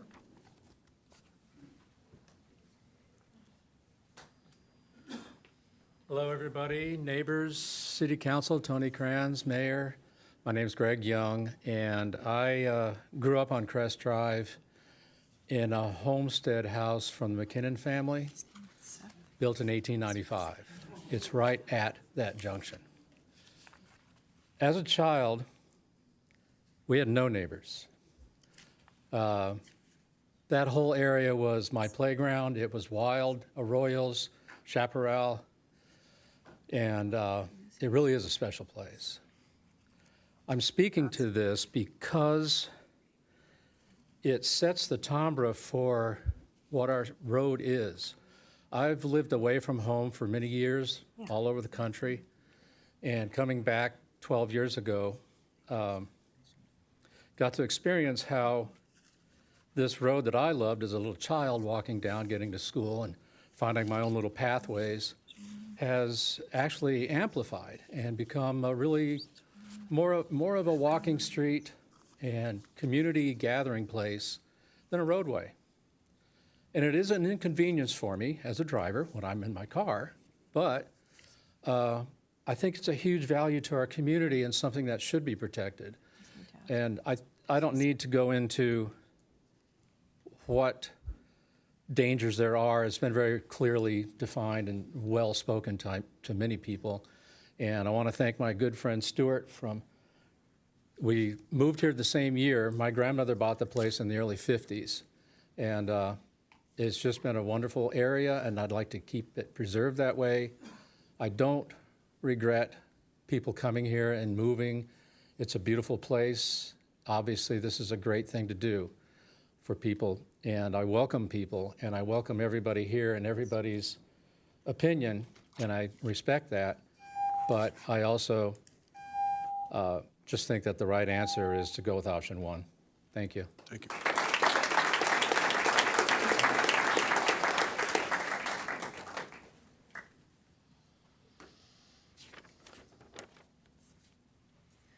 Good evening. My name is Shar Thoreen. I'm the president of the Sandy Point Homeowners Association. I'm representative of the board. We as a board and as a community first addressed the crest issue as an agenda item for our March homeowner meeting. This was noticed to the community. The clear majority of feedback, both written and oral, was an overwhelming preference to keep Crest Drive open for safety reasons. Based on this and our responsibility as a board to advocate for the safety and welfare of our community, we voted at our March meeting to submit a letter to the city registering our position as a board that Crest be maintained in a manner as such that it can be used for an ingress and egress route. I acknowledge that there are residents of Sandy Point who disagree with the position that we took. I hope they, along with any other resident impacted by this topic, have submitted comments and are here this evening to express their opinion. I would like to point out that we sent email notice to the entire community of tonight's event and posted it around the neighborhood for their knowledge and opportunity to comment. We made no comment on a decision what they should speak about or how they should provide input, only that we know this is important to our community and that they have the opportunity to participate. That brings me to my first concern. I still have not received a letter from the city about this board meeting or about this public hearing.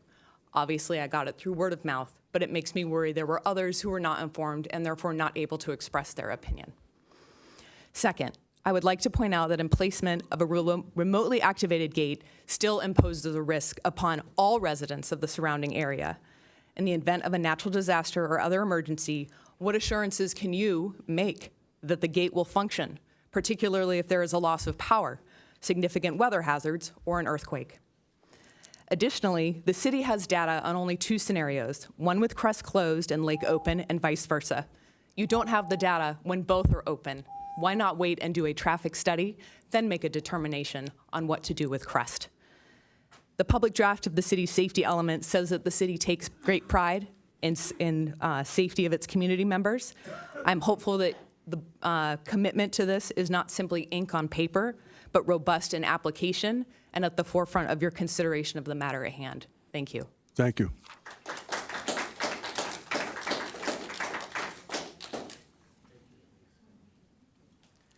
Let me first apologize. My handwriting is terrible. That's all right. Last name is Lukens, Lukens. Okay, I would have butchered that, so I'm glad. Well, council members, mayor, Mr. Stryker, fire chief, let's just talk probabilities. First of all, we're all neighbors. And we live in a time where it's really easy to get mad and argue. Can you but address the council? I think we all ultimately want the same thing. And so the point is, option one, really, I believe, is the only legal option that the board, that the council can take tonight. But just because we're going to walk by each other and we're going to hopefully wave to each other, I actually genuinely feel not only did everyone in the affected areas, including myself, but anyone in a condo with an HOA or a CC&R, all of this was recorded. All right, whether you rent or whether you own, this was all prior knowledge. So I think in terms of the probabilities, Mr. Stryker's report that showed 45 driveways versus 15, there's just a greater chance of major error. Table option 2. Option 1 is the choice. Option 2, I don't think legally can happen, and maybe the city attorney can verify that. Thank you.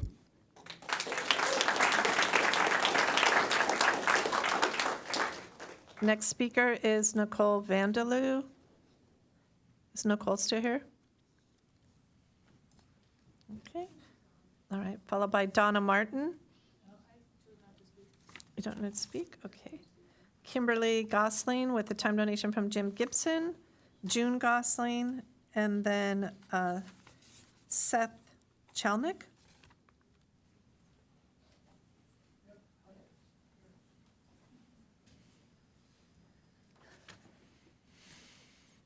Good evening. My name is Kim Gosling. I'm short, thank you. I'm a resident of 2016 Crest Drive, which is 2 houses up from where the barricade used to be. And I want to thank you for having us here. I think it's really valuable that we all get to say how we feel about this and be heard. I'm speaking in support of option 1. And I agree with all of the safety concerns that have been expressed in support of this option. I don't feel the need to repeat them. Instead, I'd like to speak from what I think is a fairly unique perspective here tonight, in that I worked for almost 5 years as a Deputy Attorney General for the state of California. And in that role, I did land use litigation, specifically CEQA litigation involving whether neighborhoods could safely be evacuated in the event of wildfire. So I have experience with this. And I'm speaking from that experience. I'm not providing legal advice. You're well represented and well advised, certainly, by your own counsel. This is just my experience. The first issue I want to touch on based on that experience is the litigation risk. From what I've seen, a case like this where you have the fire chief supporting option 1, the option is safe and well supported, there is no good lawyer who is going to challenge this in court. Option 2, on the other hand, I'm sure you all understand, exposes the city to significant litigation risk because of the environmental and safety and traffic analyses that have to be done. It's going to be messy and it's going to be complicated. And so considering the litigation risk, there's only one clear option here, and that's option 1. The second issue I'd like to talk about is the cost. Option 1 is also the right answer here in terms of cost to the city. Now, I have no reason to doubt that $100,000 is the right estimate for option 1. It's a fixed cost. It's a knowable cost. There's a limited number of activities that need to take place to carry out option 1. It's also certainly going to be a faster option. Option 2, I respectfully disagree with the $120,000 estimate. That, from everything I've ever seen and every person I've talked to about this in the past week, is just wildly low. I doubt that the city council has seen a case where you need a full-blown CEQA analysis, traffic studies. I mean, we heard about traffic studies costing $50,000 earlier on the other option. There's no way this is all going to get done for $120,000. I think it's going to be multiples of $120,000, and that is not a knowable number right now. That is an open-ended cost. And what will the city have to pay for, either through outsourcing it, or and certainly through legal counsel fees, or through doing it in-house and using staff's time and resources? It'll have to pay for traffic analysis, certainly traffic control measures. There's no way option 2 would be okay or would happen without traffic control measures. I don't think it would be okay even if there were, but just to be clear. You would have to pay to amend the subdivision map. You would have to pay to assess coastal act compliance, because this is in the coastal zone. You'd have to pay for a full-blown CEQA analysis because this project is not exempt, looking at air quality, noise, impacts to community character, cultural resources, aesthetics, hazards, who knows what else. It would have to involve neighbor outreach, and you know that there's going to be a lot of neighbor and resident input on this issue. And finally, if needed, there would be the cost of mitigation in response to what the CEQA analysis says. And so those costs, in no world are those costs going to be $120,000. I believe that option 1 is the only responsible option for this council to take as the steward of this city's finances and financial health. Thank you very much.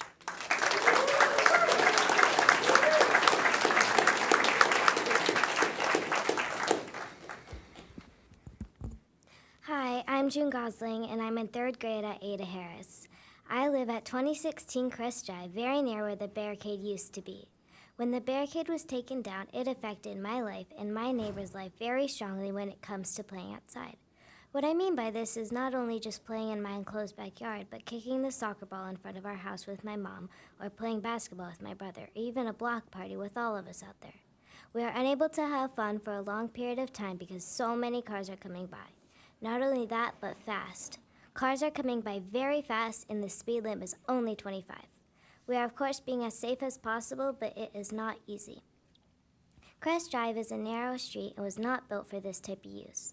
I think the best idea is a gate where the barricade previously was.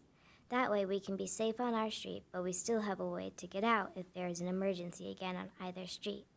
That is why I think we should put the barricade back up. Thank you.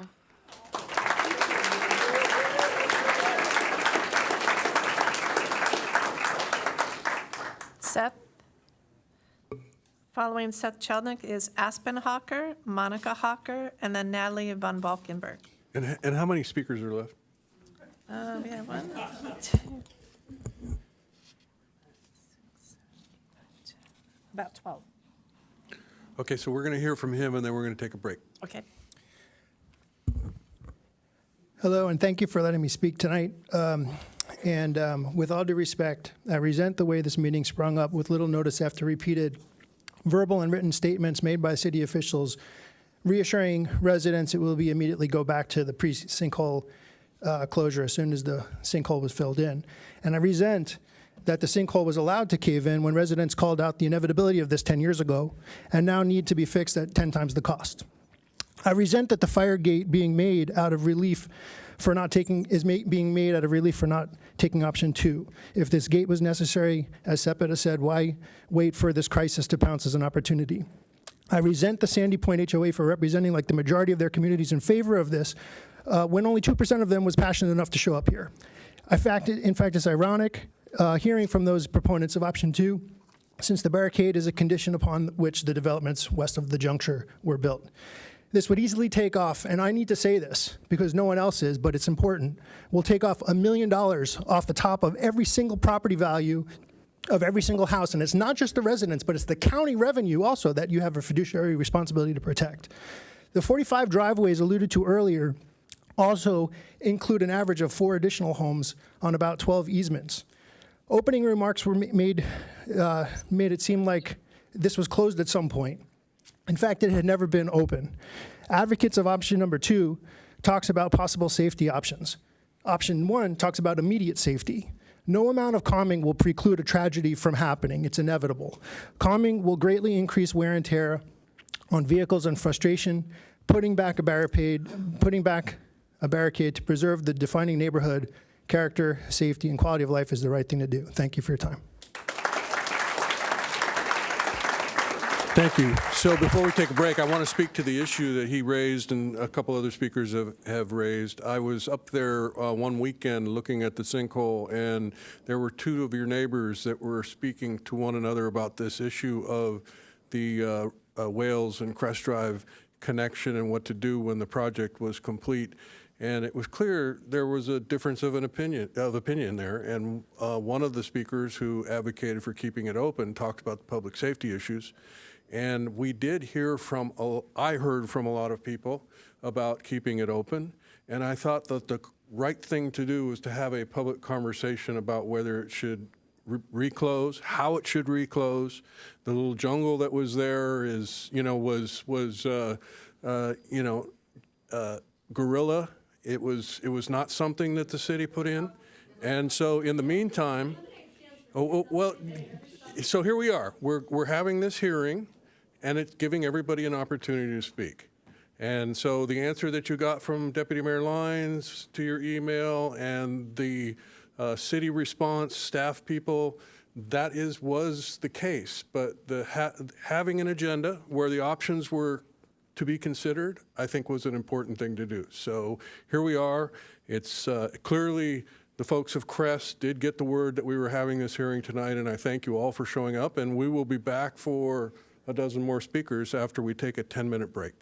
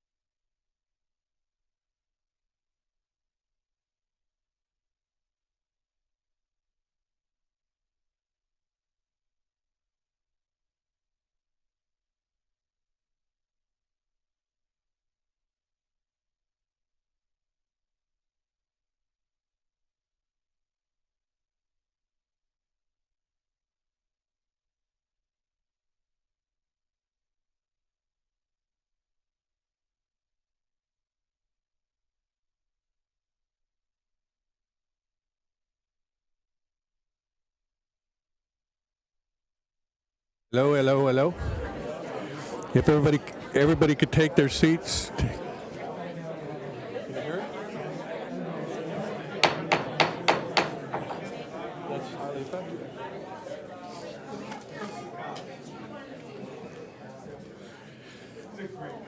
Okay, sorry for the delay. We've been at it since 3 this afternoon, so it was long, but needed that break.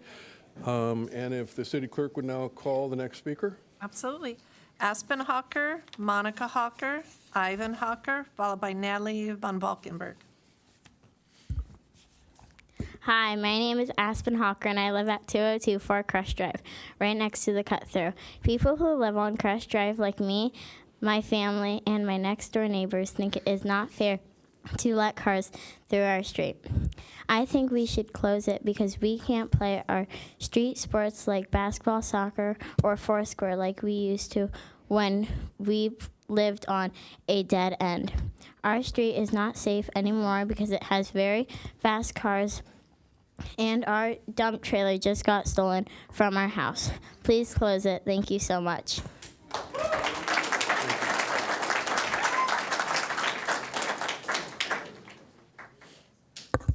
Good evening. My name is Monica Hawker. My husband, 2 kids, and our golden retriever Winter just bought 2024 Crest Drive in February of 2020. Our house was the last house on the west side just before the famous cut-through. We bought the house as our forever home because of the location. Now, with the opening of the cut-through, many of these reasons we bought this house have gone by the wayside. Our kids are no longer able to play safely outside. This is now a horrifically dangerous blind corner with cars going ridiculously fast up and down. We are not able to gather, socialize, and have lemonade stands at the dead-end area. It is definitely not quiet with cars speeding up and down the street. It is no longer safe, not only because of the speeding cars, but because of the increased use. In fact, like Aspen said, a few weeks after the cut-through went in, our work trailer was stolen from in front of our house. Coincidence or not, I don't believe this violation in our neighborhood would have happened if the cut-through wasn't open and there wasn't the increased traffic. Crest Drive is no longer a safe, fun, or peaceful place to even walk. We no longer spend time in our front yard greeting the community of walkers. Instead, we retreat into the house where we attempt to drown out the sound of the passing cars. We no longer get to have fun family games of basketball at the hoop because we are on pins and needles for speeding cars coming down around the blind corner. We will fight to keep the original plan that was created for the neighborhood. This cut-through should absolutely be closed off to through traffic to return our amazing neighborhood to what it is meant to be. On my last note, the people from Sandy Point don't want this gate to be installed, yet they currently live in a gated community with one way in and one way out. Maybe they should be fighting to remove their own gate. Thank you.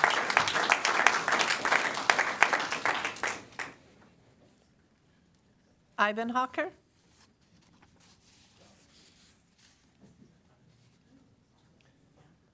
Hi, I'm Ivan Hawker. I think my family did a great job representing our feelings for this house that we bought on Crest Drive, right? We risked everything to purchase a house that was way above where we could afford to live on this street. This has been really hard on us and our friends and family in the neighborhood. One thing I want to say, there's been people that are much smarter than me that's shared the sentiment that I have, but there's a lot of contractors on Crest Drive, me being one of them. We're happy to put it back just how it was.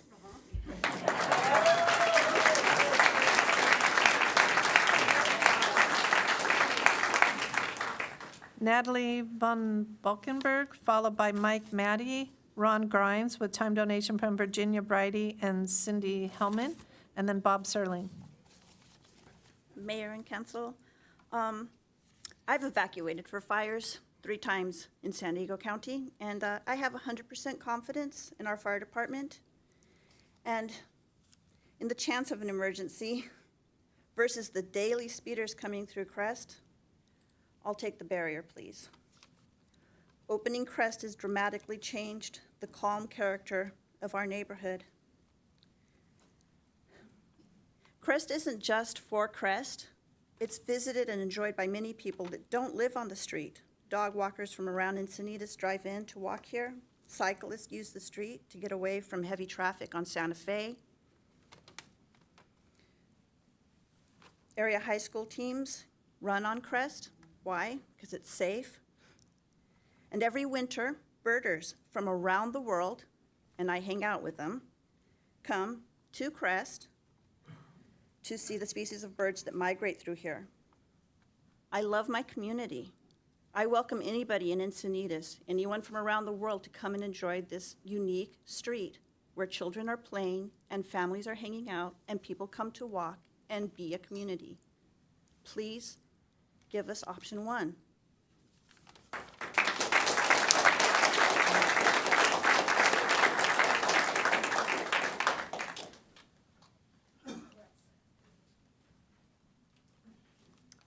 Hi, I'm Mike Mady. I live on Via Tiempo. We've been there for 23 years.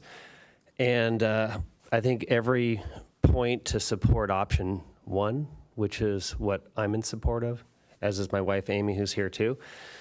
We raised 2 kids. We moved into the neighborhood because of how it was developed, what the expectations were from people who live on Crest, the new community development. We're here to support our obligation to be true to that. That's what we all bought into, to have that barrier there, to create that safety and separation and manage traffic appropriately. So the sinkhole did teach us all a lesson. We know we need to have some level of way to get out on short notice. Clearly, the logic and the arguing and the proof points for the fire-safe, approved, remote opening gate should be plenty to suffice. We all feel good about that. And we do, respectfully ask those in Sandy Point who don't want the safety gate up there and want it through, just to trust that gate like you trust your own gate to get out. Thank you.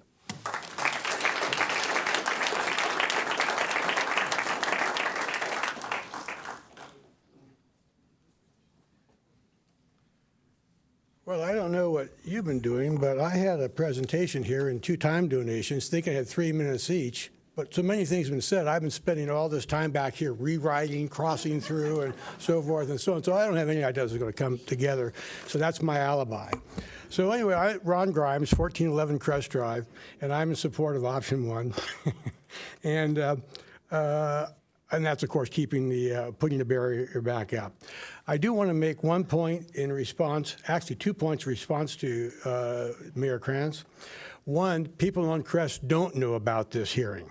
We found out about it at the first time on Thursday, and I can promise you this is a fraction, and a small fraction, of the people who do not know of this hearing and would turn out in an instant to go ahead and make their thoughts known. Now, I'm not saying that critically, of course, you wouldn't know that, but I know from walking up and down the street and so forth. And number 2, just for a clarification, there was a discussion about the 2 firehouses on Ballure and on Birmingham having access to the gate on Lake, and the answer was yes, you could.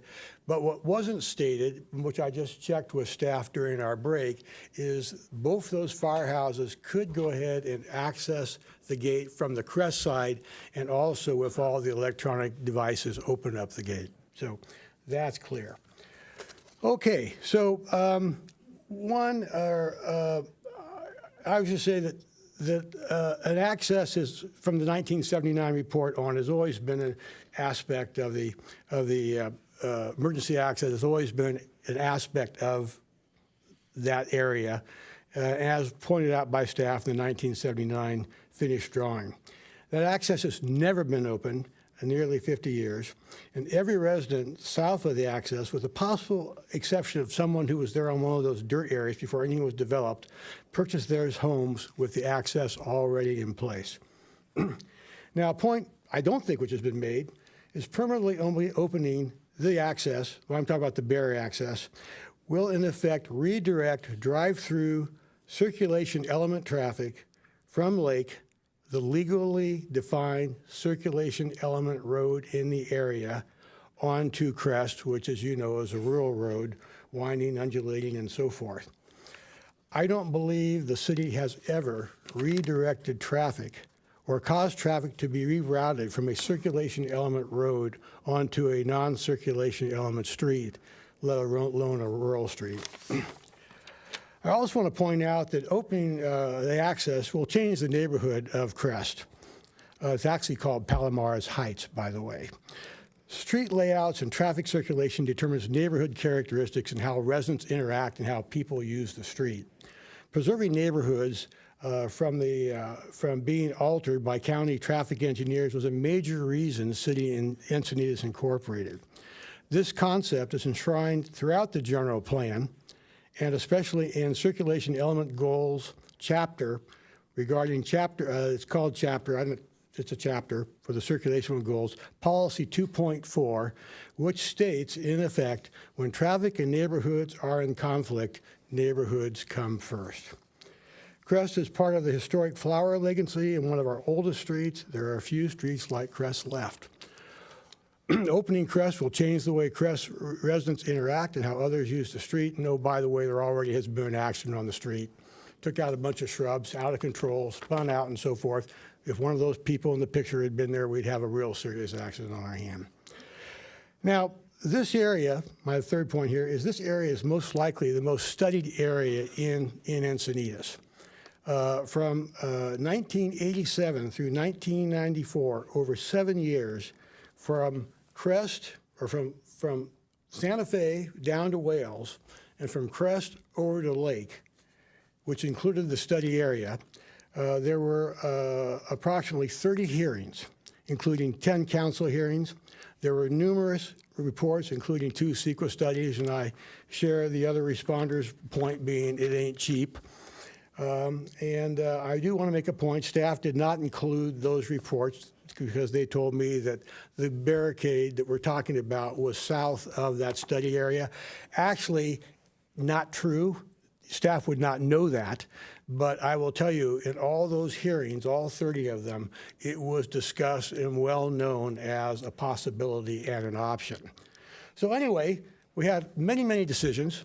And the final council vote on the final one was 5-0 in such a contentious area. Now, for 30 years, there have been no accidents. And the neighborhoods have been preserved, and we've all been living in peace together. So I don't know, you know, there have been a lot of things of legacy and so forth, but that's a legacy you would have to consider. Does that mean I'm out of time or running out of time? So I don't know, you want to go ahead and take on, am I out of time? Okay, so, oh, it's a phone, okay. Okay, so I don't know that the council wants to take on that whole issue because there's a lot into it more than we're dealing with right now. And I also say critically, staff provides no findings that an appropriate emergency gate is unsafe. We're talking a lot about safety and fire. There's no findings to that point. So I would just go ahead and say, in summary, over 30 years, we've had accident-free streets in the entire area, and all communities have retained their identities and thrived. Over 30 years in one of the most contentious areas. Now I'm out of time. So I will go ahead and say I think that's something to go ahead and preserve. Thank you.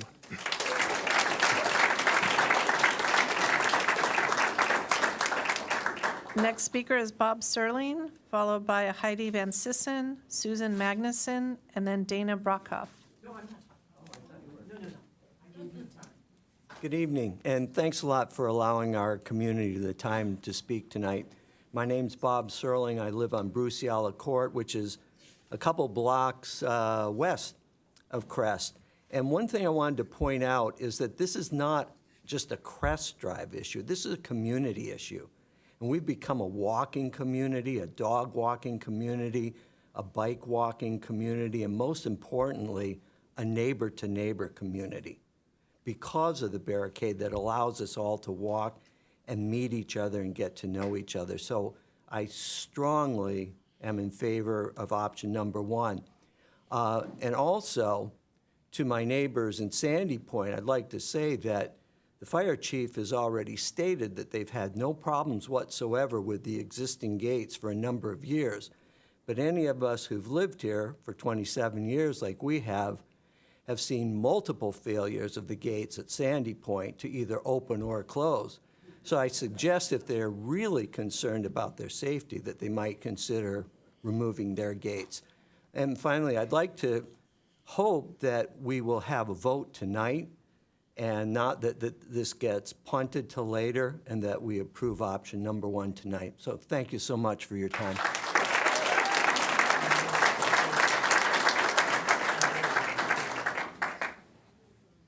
Heidi Mansison? No, okay. Susan Magnuson, followed by Dana Brockhoff, and then Rachel Grassi with time donation from Sean Krieger. Hello. Thank you for granting us the opportunity to speak our opinions.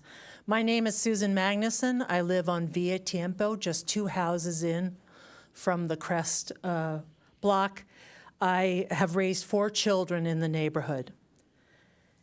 My first reaction to all this is, what happened to option number 3, which was put it back the way it was, which is what was promised when it was first being done. We all purchased our homes based on closed access section, 3-way cul-de-sac, a 3-way dead-end cul-de-sac, and the associated aesthetics, quiet neighborhood, privacy, safety, reduced crime areas, and kid-friendly neighborhood. In my 27-plus years living there, I've never heard a concern about fire access prior to the sinkhole. That was not an issue, so why now? All 3 options impact the quality of our neighborhood. If you won't consider, quote, option number 3, then number 1 is our only option, close to the original. But please consider the aesthetics and the impact on our neighborhood. I value the view as I drive up Wales to go to my home. It was beautiful with the barricade, with the greens, et cetera. It's part of the neighborhood and part of everything. If you were to open it, I suggest that Crest is a very dark street to be driving down if it becomes full access from Wales. And finally, to my Sandy Point neighbors, if you're concerned about the fire gate working due to a power outage, I think you have to consider your gate first and foremost. And one other thing, from lake to exit for fires, there is also Seagate Village, which is right past the sinkhole. So there's actually 2 places right away to get away. And I don't think Seagate Village has been mentioned. I thank you for your time, and please keep in mind the beauty of our neighborhood. It is a jewel. Thank you.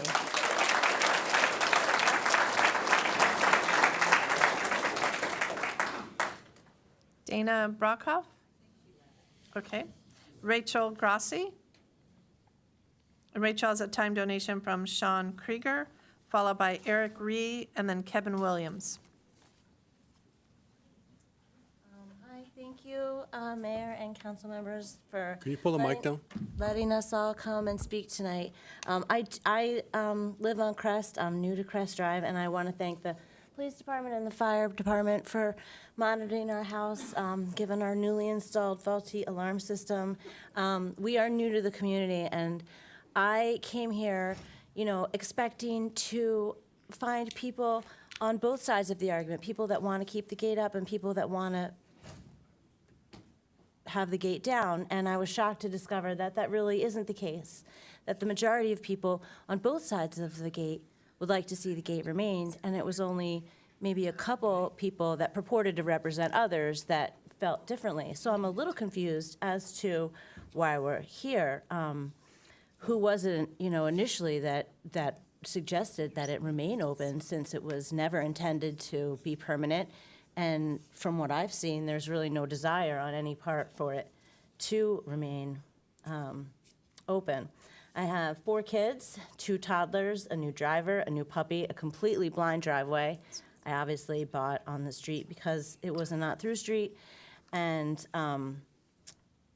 the point to property values is well taken. But more importantly, I think it's the character of the neighborhood, not just for Crest and the other side, but for the birders that come from out of town, for all the animals that live in the canyon east of Crest, the environmental impact of the new traffic patterns on the neighborhood really can't be overstated.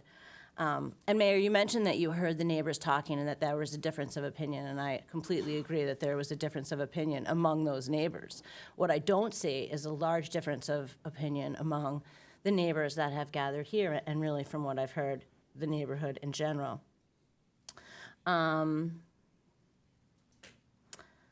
That's it. Thanks so much.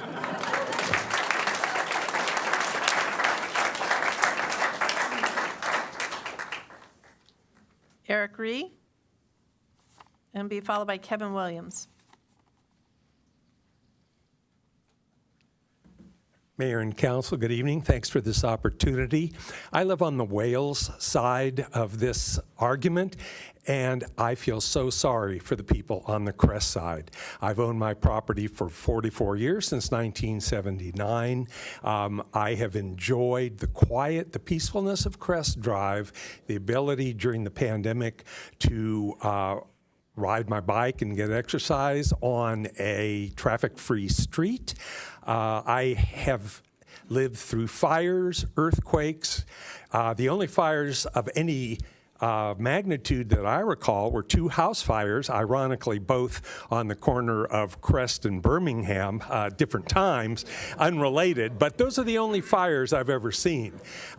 We had smoke, we had a lot of things, we had power outages, but we never had a fire in the 44 years. And I live on Bruciella Court now, but I have owned a home and lived on Via Tiempo.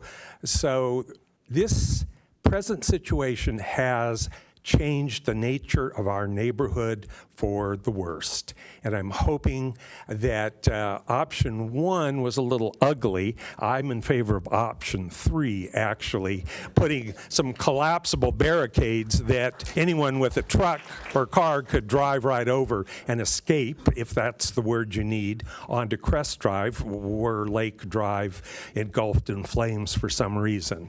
I hope you will take this all into account and make the right decision. Thanks for your time.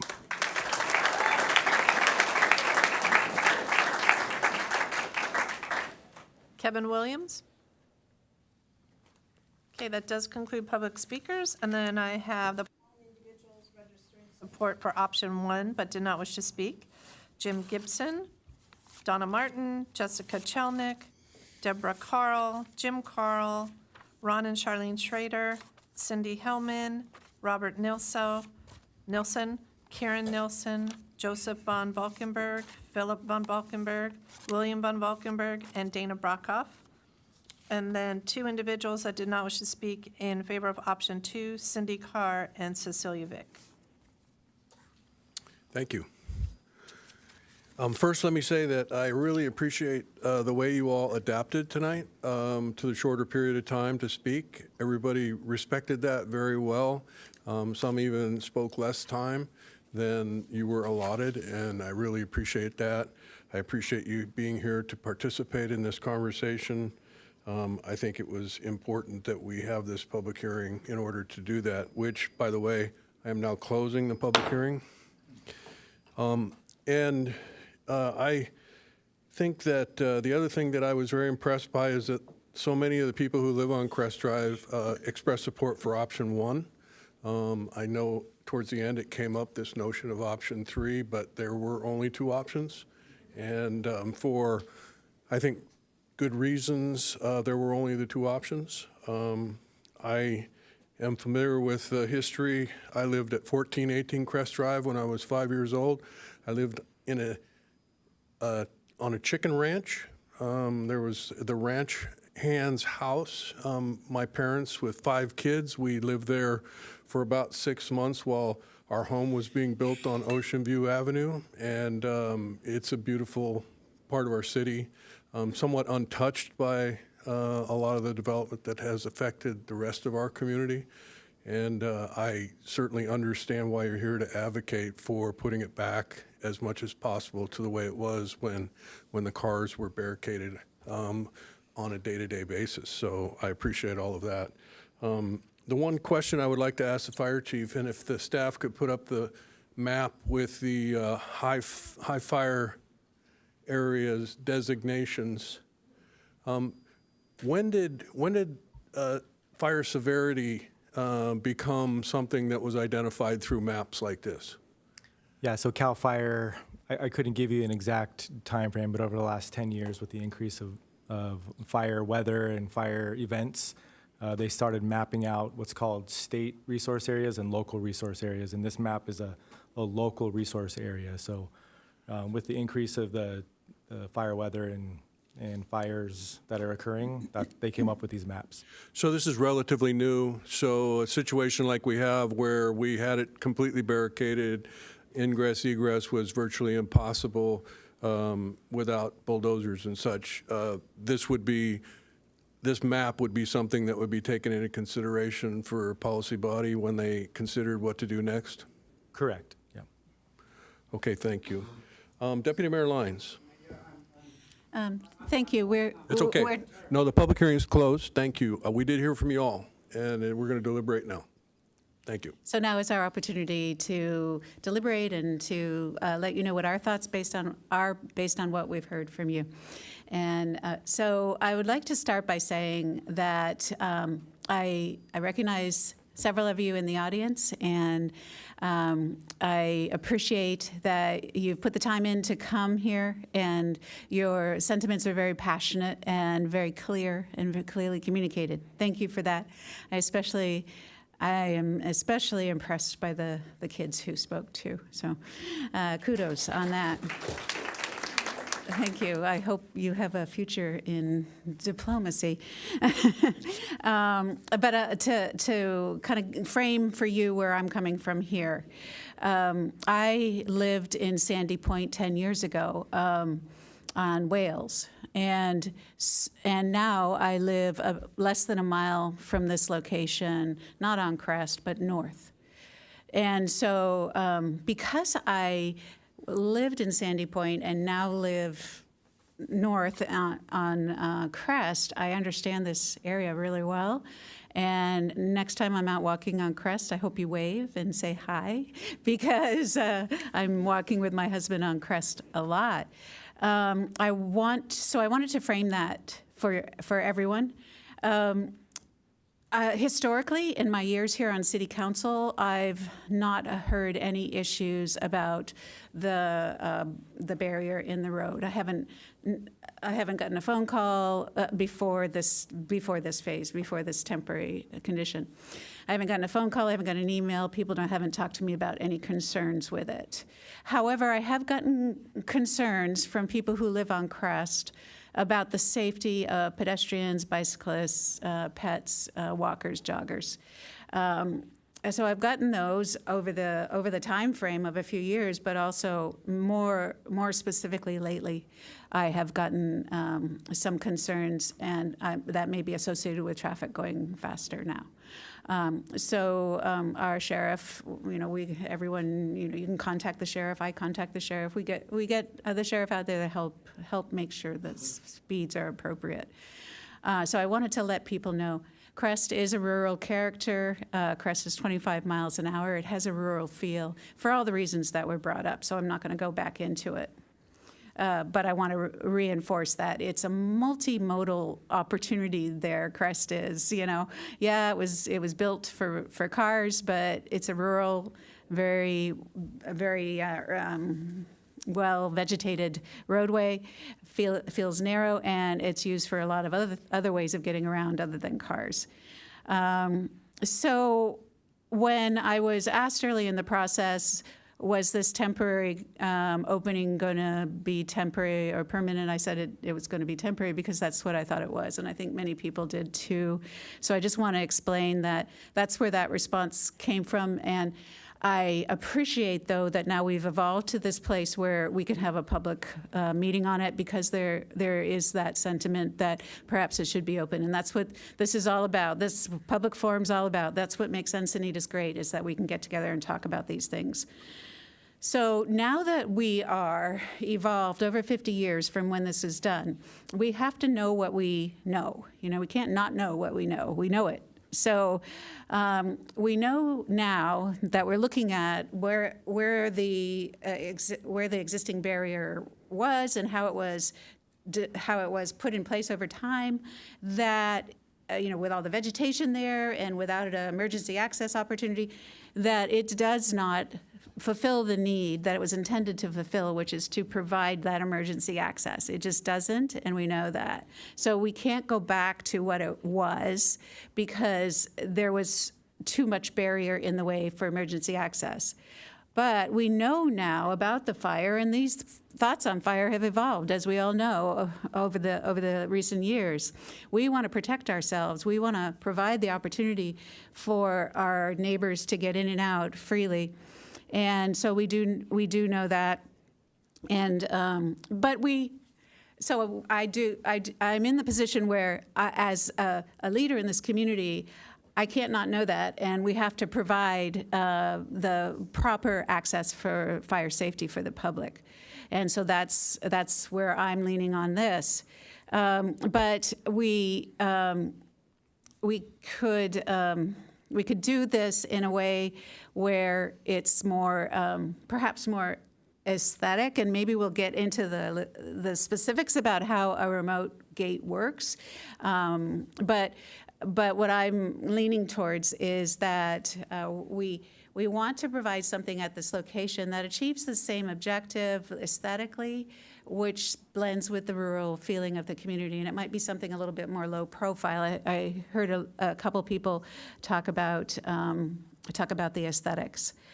So one thing I want to kind of wrap my thoughts around in a bit of a conclusion is that there's so many things in life that we have to change, and we deal with that here on City Council a lot. There's just things that need to change for one reason or another, and so we need to change them. But this barrier in this location is one of those things that doesn't need to change.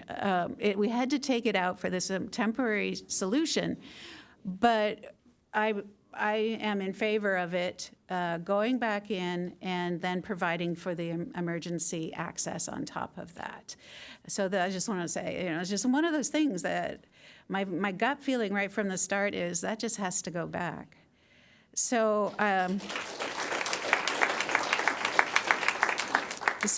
I think I'll wrap there in the interest of time because I know the other council members want to speak. But before I do want to see if I can make a motion at this point to select option 1 with the consideration for aesthetics on how the gate actually looks. I'll go ahead and make that motion now and hope that it gets my colleagues' support. Thank you. I'll second your motion, and then I'll give a couple thoughts of my own here. I'll get right to the point. I too support the option to put back the barricade, but I do agree that we need a fire access gate and can't go back to the status quo because the world is different. Fire season's longer. There's all these additional threats that we didn't have when this was initially installed. And I do support that the aesthetics would be refined to fit more with the character of the surrounding community.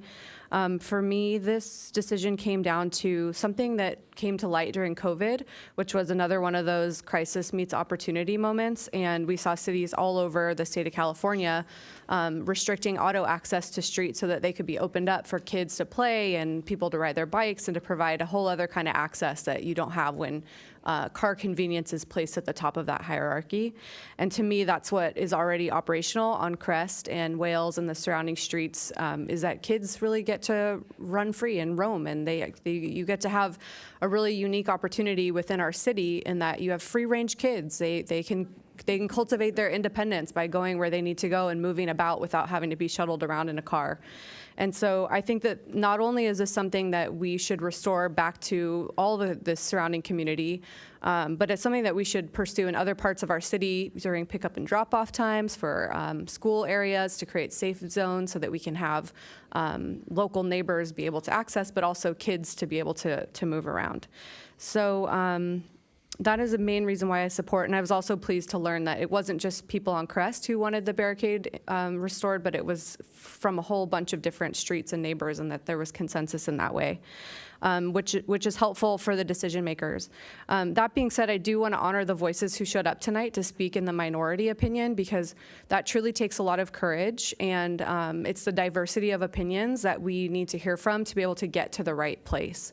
So I just encourage that healthy dialogue, and those of you that were respectful when the minority voices were speaking, that to me is what Encinitas is about, because at the end of the day, we're all neighbors, and it's best for all of us when we have good relationships with one another. So those are my comments, and thanks to this public works staff, for whoever was out there during the 10 hours overnight it took to create this road so that we did have access for these neighbors. So thanks very much. Councilmember Blackwell. Am I limited to 2 minutes? No, I'm just kidding. First, I have a question. There was a comment from the public about what if the gate fails, right? And are there possibilities where you couldn't open the gate remotely, or what would happen if there was a power outage? Yeah, so if a power outage happens, just like our other gates, the gate will actually automatically open in that instance. And then when the power returns, it shuts on its own. So there's the fail safe. So we do have power outages during high wildland weather. So we do take that in consideration. There's a fail safe. And then let's say the app isn't working, we have a key that will open it no matter what. So we'll send a battalion chief or an engine out there to unlock the gate. Perfect, thank you. I just thought that was important to get out there, so we all understood that. I, too, am in favor of option 1. I do want to talk about option 2 for a second, and because there is merit, and I was glad that we had a couple options to consider, so thank you to the city staff. It is a very high fire hazard severity zone. You see that on the screen. And if you've ever been in a fire, and someone asked us who on the council has had to evacuate, and I was one of those, it's a terrifying thing. I lived on a dead-end road in Yorba Linda, and there was very little time, and there was one way out. So I would say you can't underestimate this severity zone. And I think it is our duty to provide a safer way for people to evacuate and plan for that as well. So option 2 did have that merit. And again, you never think it's going to happen to you, but having a really, multiple ways to get out of your neighborhood is important. Why do I prefer option 1? For 3 reasons. I think the consistency with that condition that was put in place with the original development back in '74, and the character of the community that's developed there. I think it also provides that safe evacuation, which is an improvement. The gate is better than what was there before. I know the landscaping was probably beautiful, but it didn't allow that safe evacuation. And I think also it just restores your neighborhood back to a neighborhood of walkers and bikers, dogs, and as Kelly said, free-range kids. So I think that is really important. So that's the way I'm leaning, and I would support the motion.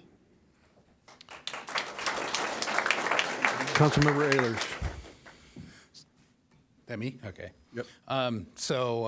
Boy, this has been here since 1974. That's a long time, and everybody in the neighborhood bought there with this road closed. Everybody. This isn't even a case where it's been open ever. Cut to the chase, I support putting in the gate, option 1. I'll go a little further, and of course, because of the condition of approval, I just pulled it up to read it again, and I think Ron Grimes read policy number 2.4. I think you paraphrased it, Ron. I'll read it because I think it's in our general plan, and as a former planning commissioner, I'm always going back to the general plan, the law, and policy 2.4, the circulation element, says, when considering circulation patterns and standards, primary consideration will be given to the preservation of character and safety of existing residential neighborhoods. Where conflicts arise between convenience of motorists and neighborhood safety / community character preservation, the latter will take first priority. I mean, that in a nutshell says it right here.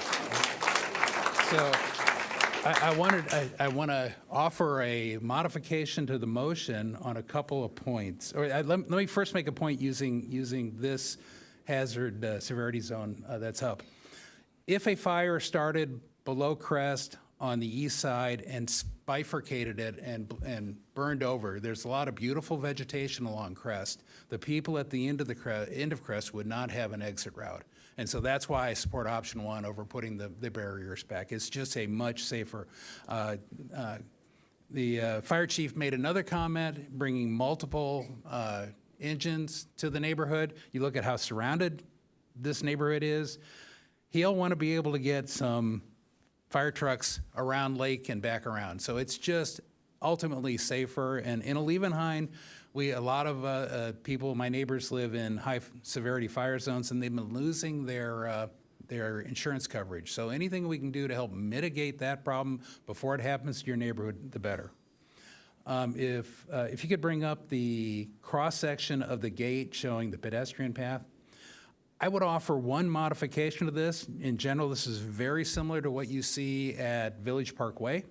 I would add another pole between the pedestrian and the bicycles on each side so as to prevent any rogue car from going up and around. So whatever mechanism engineering thinks would prevent cars from getting through there, and I really appreciate you bringing up the information about the gate failing open, and like I say, my experience, 30 plus years living near the Village Parkway, is it is operated every time, and the only time it didn't operate is when somebody hit it and broke it, and then they left it open for that time. But so I am definitely supporting option 1, and I appreciate everybody coming out tonight. It was good to hear from everybody, so thank you. So, yes, I appreciate that. I was going to make the same suggestion. The other thing that I was going to suggest is that, one of the nice parts of the way it was before the sinkhole was it operated as a biofiltration basin, right? So there was the stormwater that came down Crest that direction could rest there and reduce the amount of runoff that continued into the canyon. So the question is whether 22 feet of road bed is necessary if we're going to focus on this as emergency only egress. Do we need a width that allows for two-way traffic or not? And so while if you're prepared to answer that now, if it's in the negative, then that's one thing. But I'm stating this so that staff can take notes, because aesthetics is important here.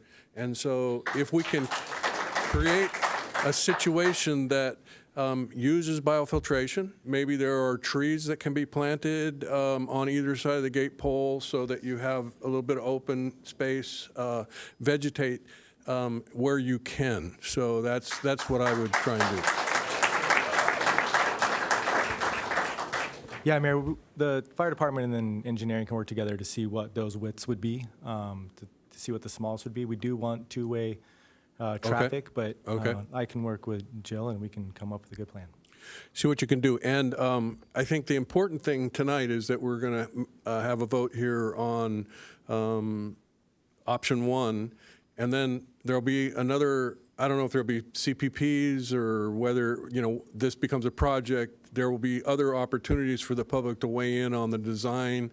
I think that anything we can do to create another, more vegetation there, the better. And I know that, there may be some alternatives that would create that possibility. So, So are those additions to the motion?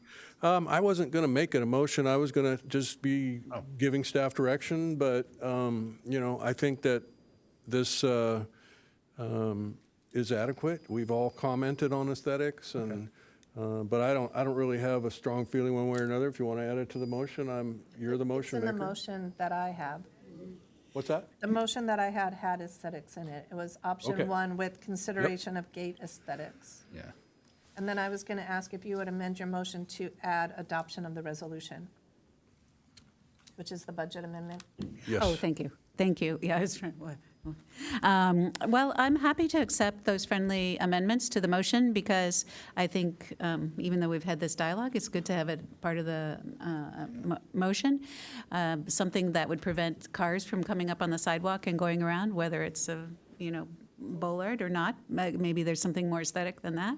And also the consideration for really what is the width we need and can there be any permeability maybe associated with plants associated with this minor, improvement. And as a part of that motion, I'll include approval of the resolution. And I accept those changes as seconder of the motion.